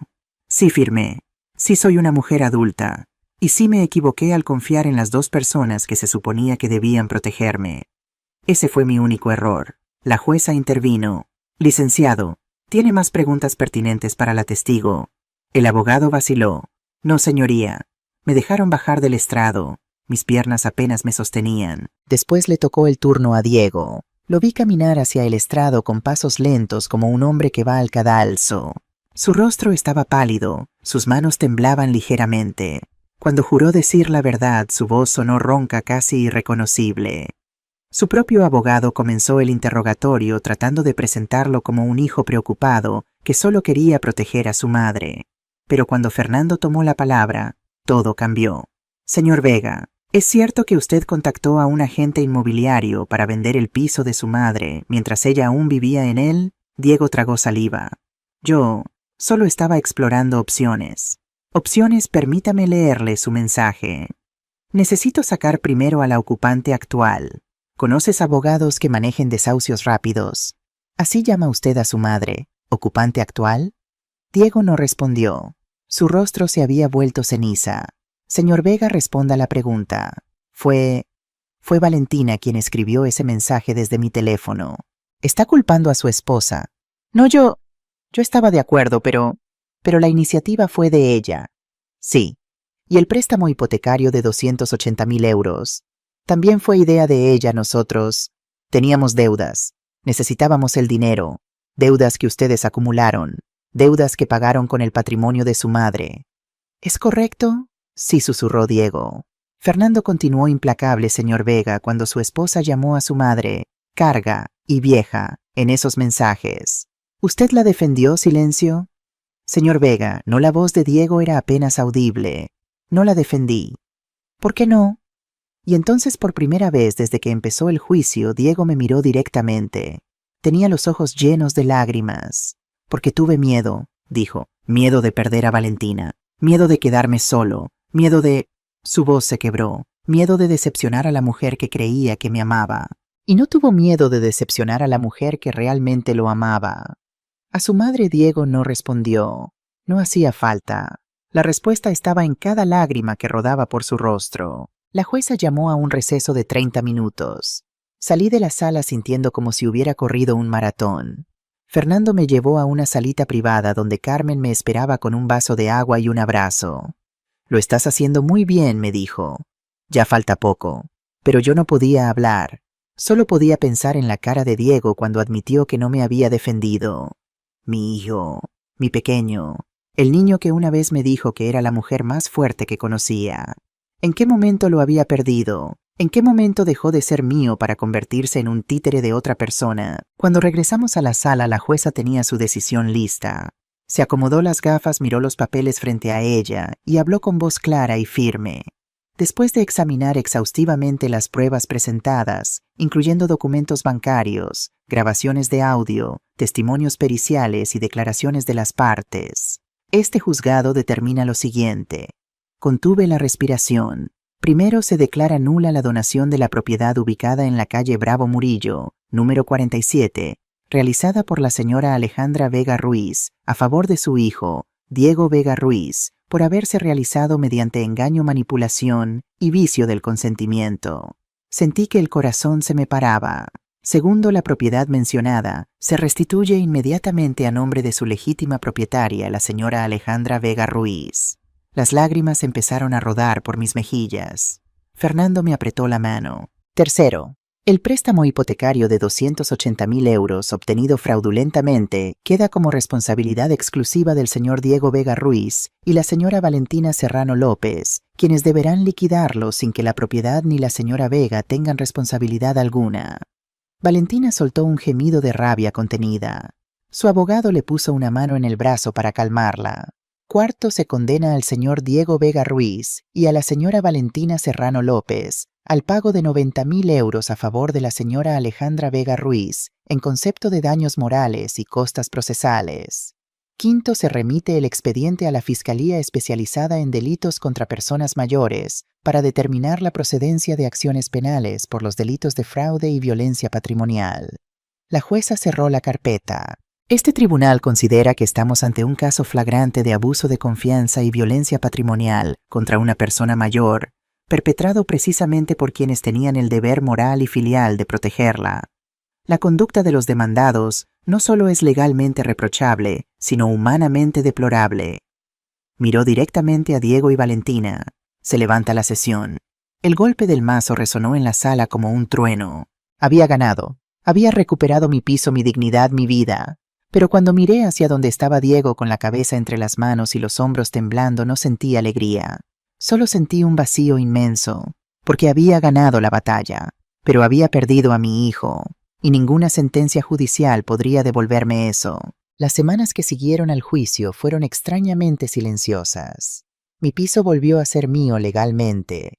Fernando se encargó de todos los trámites de registro. El préstamo hipotecario fue transferido a nombre de Diego y Valentina, que ahora tenían una deuda de casi 300.000 euros colgando sobre sus cabezas. Los 90.000 euros de la indemnización llegaron a mi cuenta un mes después. Era una suma considerable, pero se sentía vacía, como si el dinero pudiera compensar lo que realmente había perdido. Una tarde de junio, Carmen llegó a mi casa con noticias. Me he enterado de algo, dijo mientras se sentaba en mi cocina. Valentina ha dejado a Diego. No debería haberme sorprendido, pero lo hizo. Que se fue hace 2 semanas. Aparentemente cuando vio que el plan había fracasado, que tenían una deuda enorme y posibles cargos penales, decidió que Diego ya no le servía para nada. Carmen sacó su teléfono y me mostró un mensaje que alguien le había reenviado. Era de una amiga común que trabajaba en el mismo sector que Valentina. La Serrano ha desaparecido. Dicen que se ha ido a vivir con su madre a Tenerife. Ha dejado al marido colgado con todas las deudas. Menuda pieza. Sentí una mezcla de emociones que no sabía nombrar. Diego está solo, eso parece. También he oído que lo han despedido del estudio de arquitectura. Parece que cuando la empresa se enteró del juicio y de los posibles cargos penales, decidieron que era un riesgo para la reputación. Me quedé en silencio procesando la información. Mi hijo había perdido a su esposa. Había perdido su trabajo, tenía una deuda de casi 300.000 euros y posiblemente enfrentaría cargos criminales. Una parte de mí, una parte pequeña oscura que me avergonzaba reconocer, sintió satisfacción. Justicia poética, pensé. Cosechó lo que sembró. Pero otra parte de mí, la parte que seguía siendo su madre, que siempre sería su madre, sintió un dolor profundo. Porque a pesar de todo, a pesar de la traición y las mentiras y el daño, Diego seguía siendo el niño que había crecido en mi vientre. El bebé que había amamantado durante noches interminables. El niño que había corrido a mis brazos cuando tenía pesadillas. Y ese niño ahora estaba solo en el mundo destruido por las consecuencias de sus propias decisiones. ¿Vas a contactarlo?, preguntó Carmen. No lo sé, respondí honestamente. No sé si puedo, no sé si debo. Carmen asintió. Solo tú puedes decidir eso, Alejandra. Pero recuerda algo, el perdón no es para quien lo recibe, es para quien lo da. Es para liberarte a ti misma del peso de la rabia. Me quedé pensando en sus palabras mucho después de que se fuera. 2 semanas más tarde encontré un sobre en mi buzón. No tenía remitente, pero reconocí la letra al instante. Era la misma letra que había visto en tantas tarjetas del Día de la Madre, en tantas notas pegadas al frigorífico, en tantos trabajos del colegio que guardaba en una caja en el armario. La letra de Diego. Abrí el sobre con manos temblorosas. Dentro había una carta. 3 páginas escritas a mano con manchas que podían ser lágrimas secas. Mamá, no espero que leas esta carta. No espero que me respondas. Y desde luego no espero que me perdones. Solo necesito que sepas algunas cosas. Valentina se ha ido. Se fue hace 3 semanas dejándome con las deudas, con los problemas legales, con todo. Me dijo que yo era un inútil y que había arruinado el mejor plan que teníamos. ¿Y sabes qué es lo más triste? Que no me dolió perderla. Me dolió darme cuenta de que nunca me quiso, de que solo fui un medio para un fin, un idiota útil con una madre rica a la que explotar. He tenido mucho tiempo para pensar estas semanas. Demasiado tiempo quizás. He perdido el trabajo, así que mis días consisten en mirar las paredes del pequeño piso que he alquilado en Vallecas y preguntarme cómo llegué hasta aquí. Y siempre llego a la misma conclusión: llegué porque te fallé. Te fallé de todas las formas posibles, mamá. Te mentí. Te manipulé. Dejé que otra persona te insultara y no hice nada. Planifiqué dejarte en la calle para quedarme con tu casa, mamá. El lugar que construiste con tus propias manos, con 30 años de madrugadas y manos quemadas. ¿Cómo pude hacerte eso? He repasado mi vida 1000 veces buscando el momento en que me convertí en este monstruo. Y no lo encuentro. No hubo un día específico en que decidí traicionarte. Fue gradual. Fue Valentina susurrando en mi oído, convenciéndome de que tú tenías demasiado y nosotros muy poco, que era injusto que vivieras sola en un piso tan grande mientras nosotros pagábamos hipoteca, que era práctico adelantar la herencia. Pero eso no me excusa. Yo escuché esos susurros, yo los acepté, yo firmé los papeles, yo escribí esos mensajes al agente inmobiliario, yo te llamé ocupante. Cada vez que recuerdo esa palabra siento náuseas. Tú, mi madre, la mujer que me dio la vida, la mujer que trabajó hasta sangrar para que yo tuviera un futuro. Y yo te llamé ocupante. No merezco tu perdón. No lo pido. Solo quería que supieras que lo siento, que me odio por lo que hice, que daría cualquier cosa por volver atrás y hacer las cosas de otra manera. Pero no puedo. Lo único que puedo hacer es intentar ser mejor a partir de ahora. He conseguido un trabajo nuevo en una empresa pequeña que no le importó mi historial. Gano la mitad de lo que ganaba antes, pero es honesto. Estoy pagando las deudas poco a poco. Me llevará años, quizás décadas, pero lo haré. También he empezado a ir a un psicólogo. Me está ayudando a entender cómo permití que Valentina me controlara, cómo perdí mi identidad, tratando de complacerla, cómo traicioné mis propios valores. No te estoy contando esto para que sientas lástima. Te lo cuento porque quiero que sepas que estoy intentando cambiar. Que tu hijo, el verdadero Diego, el que una vez te dijo que eras la mujer más fuerte que conocía, sigue aquí en algún lugar, enterrado bajo capas de vergüenza y arrepentimiento, pero vivo. Vi en internet lo de tu asociación. Raíces Seguras. Ayudas a otras mujeres mayores que están pasando por lo mismo que tú pasaste. Eso me hizo llorar, mamá, porque incluso después de todo el daño que te hicimos, sigues pensando en los demás. Sigues convirtiendo el dolor en algo bueno. Eres increíble. Siempre lo fuiste. No sé si algún día podremos volver a hablarnos. No sé si querrás volver a verme. Lo entendería perfectamente si la respuesta es no. Pero si algún día, cuando sientas que tu corazón está listo, quisieras tomar un café conmigo, estaré esperando. Con amor eterno y vergüenza infinita, tu hijo Diego. Leí la carta 3 veces. La primera vez las lágrimas me impidieron ver las palabras. La segunda vez la rabia me hizo querer romperla en pedazos. La tercera vez algo se aflojó en mi pecho, algo que llevaba meses apretado como un puño cerrado alrededor de mi corazón. No era perdón, todavía no, pero quizás era el principio de algo, el principio de soltar el peso que me estaba ahogando. Doblé la carta cuidadosamente y la guardé en el cajón de mi cómoda, junto a los pendientes de perlas de Rafael y la foto de nuestra boda. Allí estaría esperando, hasta que yo estuviera lista para decidir qué hacer con ella. Dicen que el fénix renace de sus propias cenizas. Yo no soy un fénix. Soy solo una mujer de 67 años con las manos arrugadas y el corazón lleno de cicatrices. Pero algo en mí renació después de aquel juicio. Algo que creía muerto desde el día que descubrí la traición de mi hijo. Los primeros días después de recibir la carta de Diego fueron extraños. Me levantaba cada mañana, preparaba café, me sentaba en el balcón a mirar la plaza de Olavide y me preguntaba qué hacer con el resto de mi vida. Tenía mi piso de vuelta, tenía mis ahorros, tenía mi pastelería, tenía todo lo material que necesitaba, pero me faltaba algo, un propósito. Una razón para seguir adelante que fuera más allá de simplemente existir. La respuesta llegó una tarde de julio cuando una mujer desconocida tocó el timbre de mi casa. Tendría unos 70 años, con el pelo blanco recogido en un moño descuidado y los ojos enrojecidos de llorar. Se presentó como Esperanza Molina y me dijo que había leído sobre mi caso en el periódico. Señora Vega, dijo con voz temblorosa, necesito su ayuda. Mi hija y mi yerno están intentando hacer conmigo lo mismo que le hicieron a usted. La hice pasar, le preparé una tila y escuché su historia. Era casi idéntica a la mía. Las mismas palabras, las mismas promesas, la misma manipulación disfrazada de amor. Su hija le había pedido que firmara unos papeles para proteger la herencia. Su yerno le había explicado los terribles impuestos que tendría que pagar si no actuaba pronto. Pero después de leer lo que le pasó a usted, dijo Esperanza, limpiándose las lágrimas, empecé a sospechar. Llevé los papeles a un abogado y me dijo que si los firmaba perdería mi casa. Sentí que algo se encendía dentro de mí, una llama pequeña pero persistente. ¿Tiene los documentos aquí? Sí, los traje. Los revisé. Eran casi calcados a los que yo había firmado. La misma trampa, diferente víctima. Esperanza, le dije tomando sus manos entre las mías, no va a firmar nada. Y no va a estar sola en esto. Esa misma tarde llamé a Fernando Márquez. Tengo una idea, le dije. Y necesito tu ayuda. Así nació Raíces Seguras.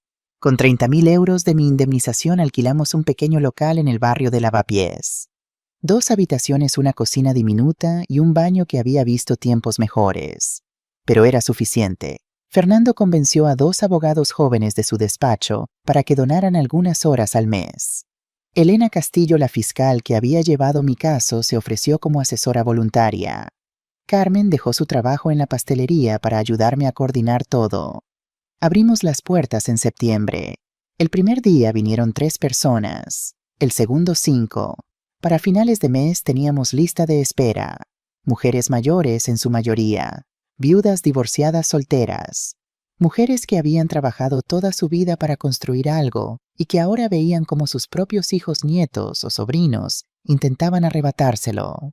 Escuché historias que me partían el alma. Doña Mercedes, de 74 años, cuyo hijo la había convencido de poner su casa a su nombre para evitar problemas con Hacienda. Ahora él quería venderla y mandarla a una residencia pública. Doña Pilar, de 69 años, cuya nuera había conseguido acceso a sus cuentas bancarias y había sacado más de 40.000 euros para una inversión segura que nunca existió.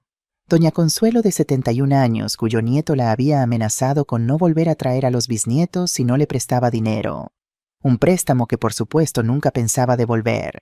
Cada historia era un espejo de la mía.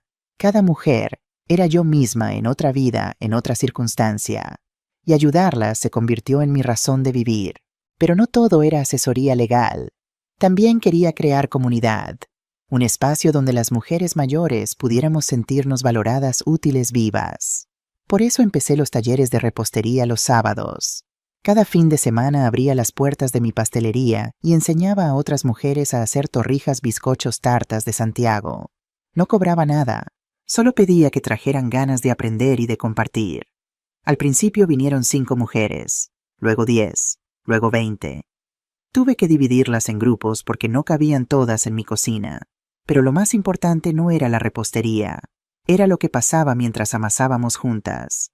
Las mujeres hablaban, contaban sus historias, se desahogaban y descubrían que no estaban solas.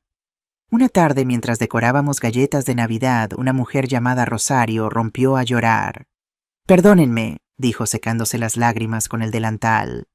«Es que mi hijo me dijo ayer que soy una carga, que gasto demasiado, que debería irme a vivir a una residencia para no molestar». El silencio en la cocina era denso. «¿Sabes lo que eres?», Rosario le dije acercándome a ella. «Eres una mujer que ha criado a ese hijo, que le ha dado todo, que ha sacrificado sus sueños para que él tuviera los suyos. No eres una carga, eres un tesoro». Las otras mujeres asintieron. Algunas también tenían lágrimas en los ojos. «Y si tu hijo no puede ver eso», continué, «el problema es de él, no tuyo. Tú vales por lo que eres, no por lo que puedes darle a otros». Rosario me abrazó tan fuerte que casi me tira al suelo. «Gracias», susurró.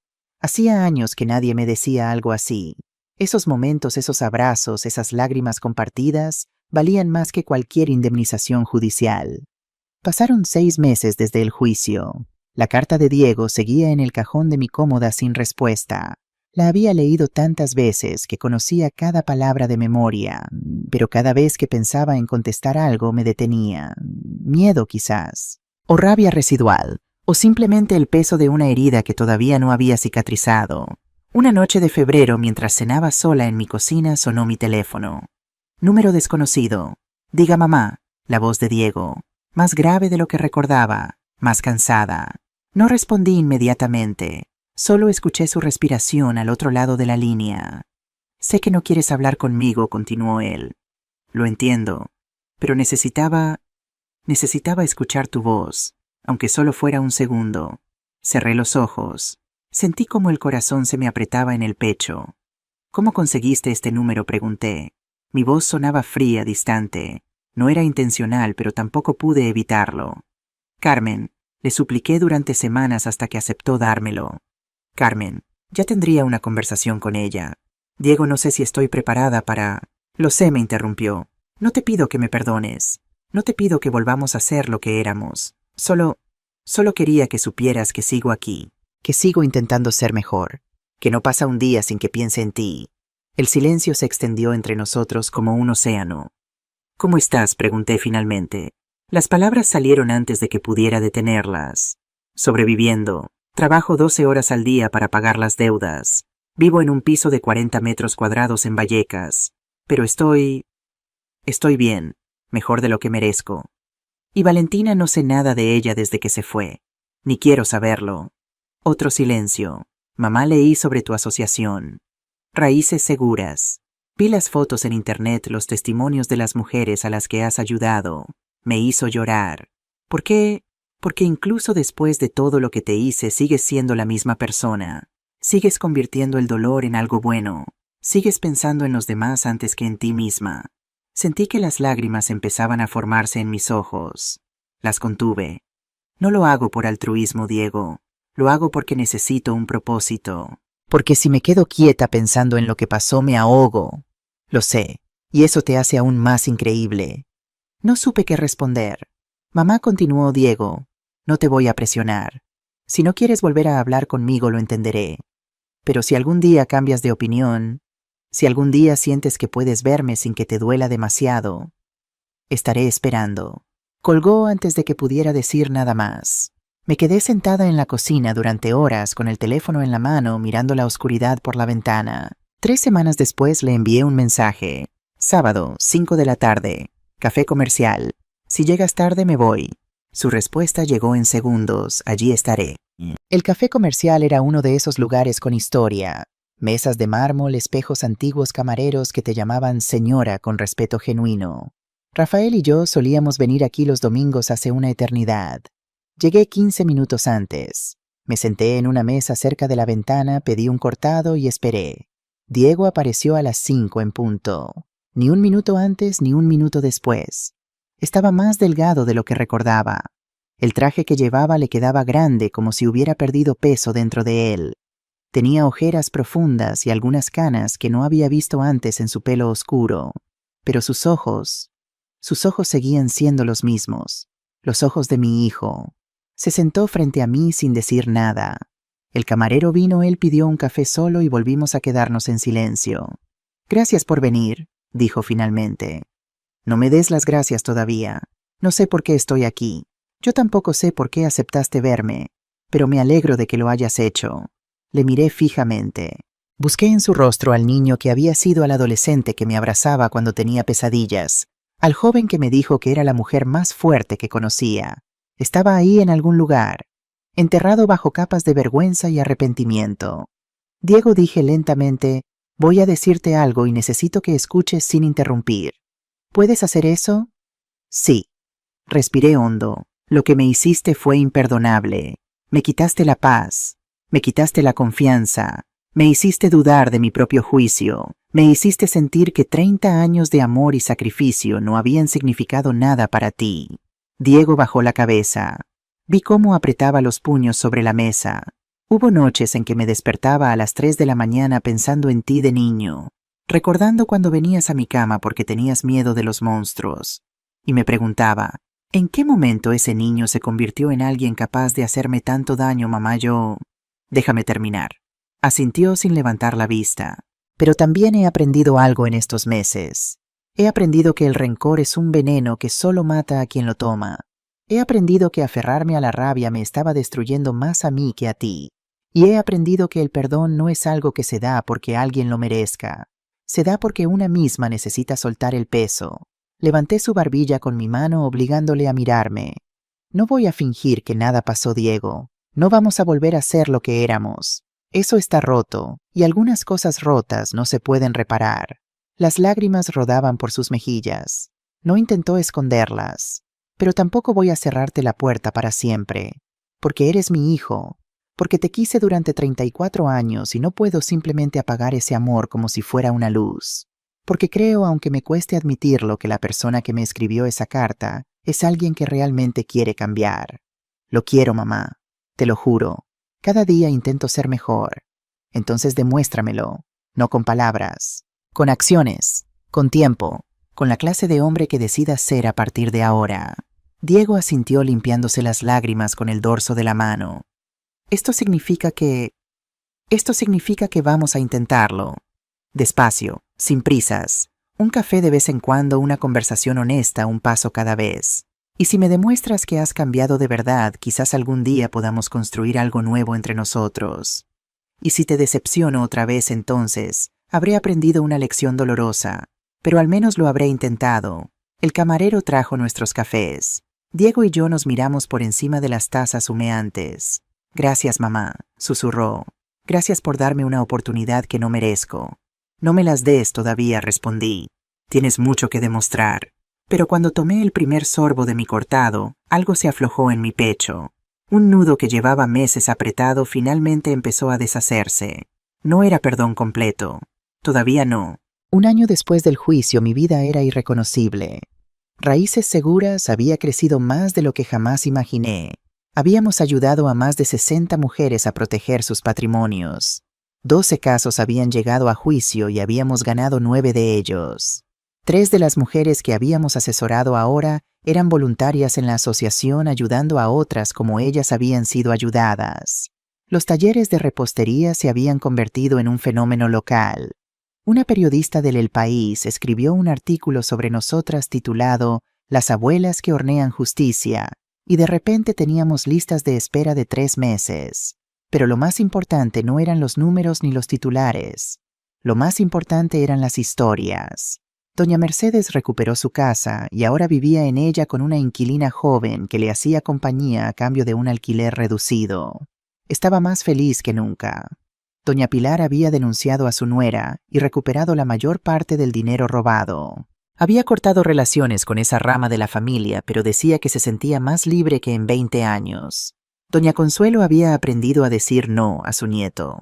La primera vez que lo hizo él dejó de hablarle durante 3 meses, pero luego volvió con el rabo entre las piernas, y ahora su relación era más honesta que antes. Y Esperanza Molina, la primera mujer que vino a pedir mi ayuda, se había convertido en mi mano derecha. Coordinaba los talleres, contestaba el teléfono y tenía una habilidad especial para calmar a las mujeres que llegaban llorando convencidas de que no había solución. Siempre hay solución, les decía con su voz suave. A veces solo necesitas a alguien que te ayude a encontrarla. En cuanto a Diego, las cosas iban despacio. Nos veíamos una vez al mes para tomar café. Las primeras citas fueron tensas, llenas de silencios incómodos y temas que evitábamos mencionar. Pero poco a poco empezamos a encontrar un nuevo ritmo. Me contaba de su trabajo, de sus avances, pagando las deudas de las sesiones con su psicólogo. Yo le contaba de la asociación de los talleres de las mujeres a las que estábamos ayudando. Nunca mencionábamos a Valentina. Era un nombre prohibido entre nosotros. Un día, mientras paseábamos por el retiro, Diego me hizo una pregunta que no esperaba mamá. ¿Crees que algún día podré volver a entrar en tu casa? Me detuve en seco. ¿Por qué quieres entrar en mi casa?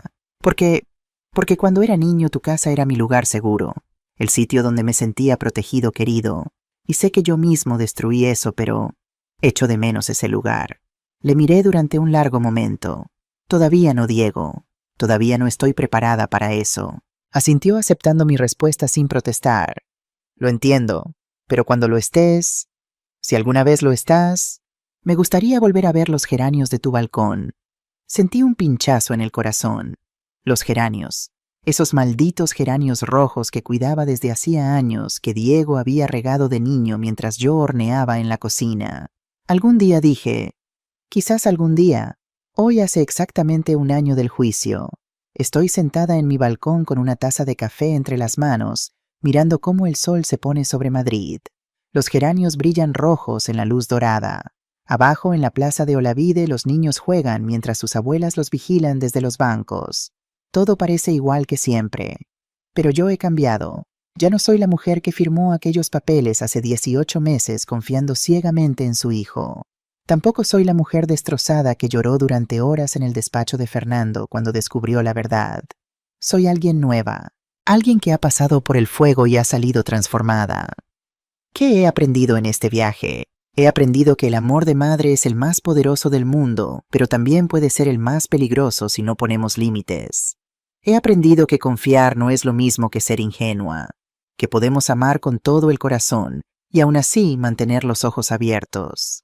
He aprendido que la traición más dolorosa siempre viene de quien menos esperamos, pero también que sobrevivir a esa traición nos hace más fuertes de lo que jamás imaginamos. He aprendido que el perdón no es un evento sino un proceso, un camino largo y sinuoso que recorremos a nuestro propio ritmo sin presiones externas. Y he aprendido que nunca jamás es demasiado tarde para reinventarse. La semana pasada Diego vino a mi casa por primera vez desde el juicio. No entró. Se quedó en la puerta mirando el interior como si fuera un territorio sagrado. Los geranios siguen igual de bonitos, dijo. Los cuido todos los días. Lo sé, siempre lo hiciste. Me miró con esos ojos que conocía desde que era un bebé. Mamá, quiero que sepas algo. Pase lo que pase entre nosotros, hayas decidido perdonarme o no, siempre serás la mujer más fuerte que conozco. Sentí que las lágrimas querían salir, pero esta vez no las contuve. Y tú sigues siendo mi hijo, respondí. Aunque a veces desearía que no fuera así, sigues siendo el niño que crié, al que amé, por el que sacrifiqué todo. ¿Crees que algún día podremos? No lo sé, Diego. Honestamente no lo sé. Pero estoy dispuesta a intentarlo. Un día cada vez. Asintió. Y entonces hizo algo que no esperaba. Se acercó lentamente, me tomó las manos entre las suyas y las besó. Gracias, susurró. Gracias por no rendirte conmigo. Ahora, mientras el sol termina de esconderse detrás de los edificios de Chamberí, pienso en todas las mujeres que están pasando por lo mismo que yo pasé. Mujeres solas, asustadas, traicionadas por quienes más amaban. Y quiero decirles algo desde lo más profundo de mi corazón. No estáis solas. Nunca sois demasiado viejas para defender lo que es vuestro. Nunca es demasiado tarde para recuperar vuestra dignidad. Y la verdadera riqueza no está en las propiedades que poseéis, sino en la capacidad de miraros al espejo y reconocer a la mujer que sois. Una mujer que se levanta, una mujer que pelea, una mujer que sobrevive, y que a pesar de todo sigue siendo capaz de amar, pero ahora con los ojos bien abiertos. Bajo la vista hacia la plaza, una anciana camina lentamente del brazo de un hombre joven, probablemente su hijo, quizás su nieto. Caminan despacio ajustándose al ritmo de ella, hablando de algo que los hace reír. Sonrío. Quizás Diego y yo nunca volvamos a ser así. Quizás el daño fue demasiado profundo para repararse completamente, pero quizás, solo quizás, podamos construir algo diferente, algo más honesto, algo basado en la verdad, no en la ilusión. Y si no, si al final el perdón completo nunca llega, al menos habré vivido estos últimos años con dignidad, con propósito, con la cabeza alta, porque aprendí la lección más importante de todas. Tu valor no depende de cómo te traten los demás. Tu valor lo decides tú. Y nadie, absolutamente nadie, tiene derecho a quitarte eso. El último rayo de sol desaparece tras los tejados de Madrid. Termino mi café ahora frío. Mañana hay taller de repostería. 20 mujeres aprenderán a hacer roscón de reyes. Algunas llorarán, otras reirán. Todas de alguna manera sanarán un poco. Y yo estaré ahí, horneando, escuchando, viviendo. Porque eso es lo que hacemos las mujeres como yo. Convertimos el dolor en harina, la traición en azúcar y las cenizas del amor en algo nuevo, algo hermoso, algo nuestro.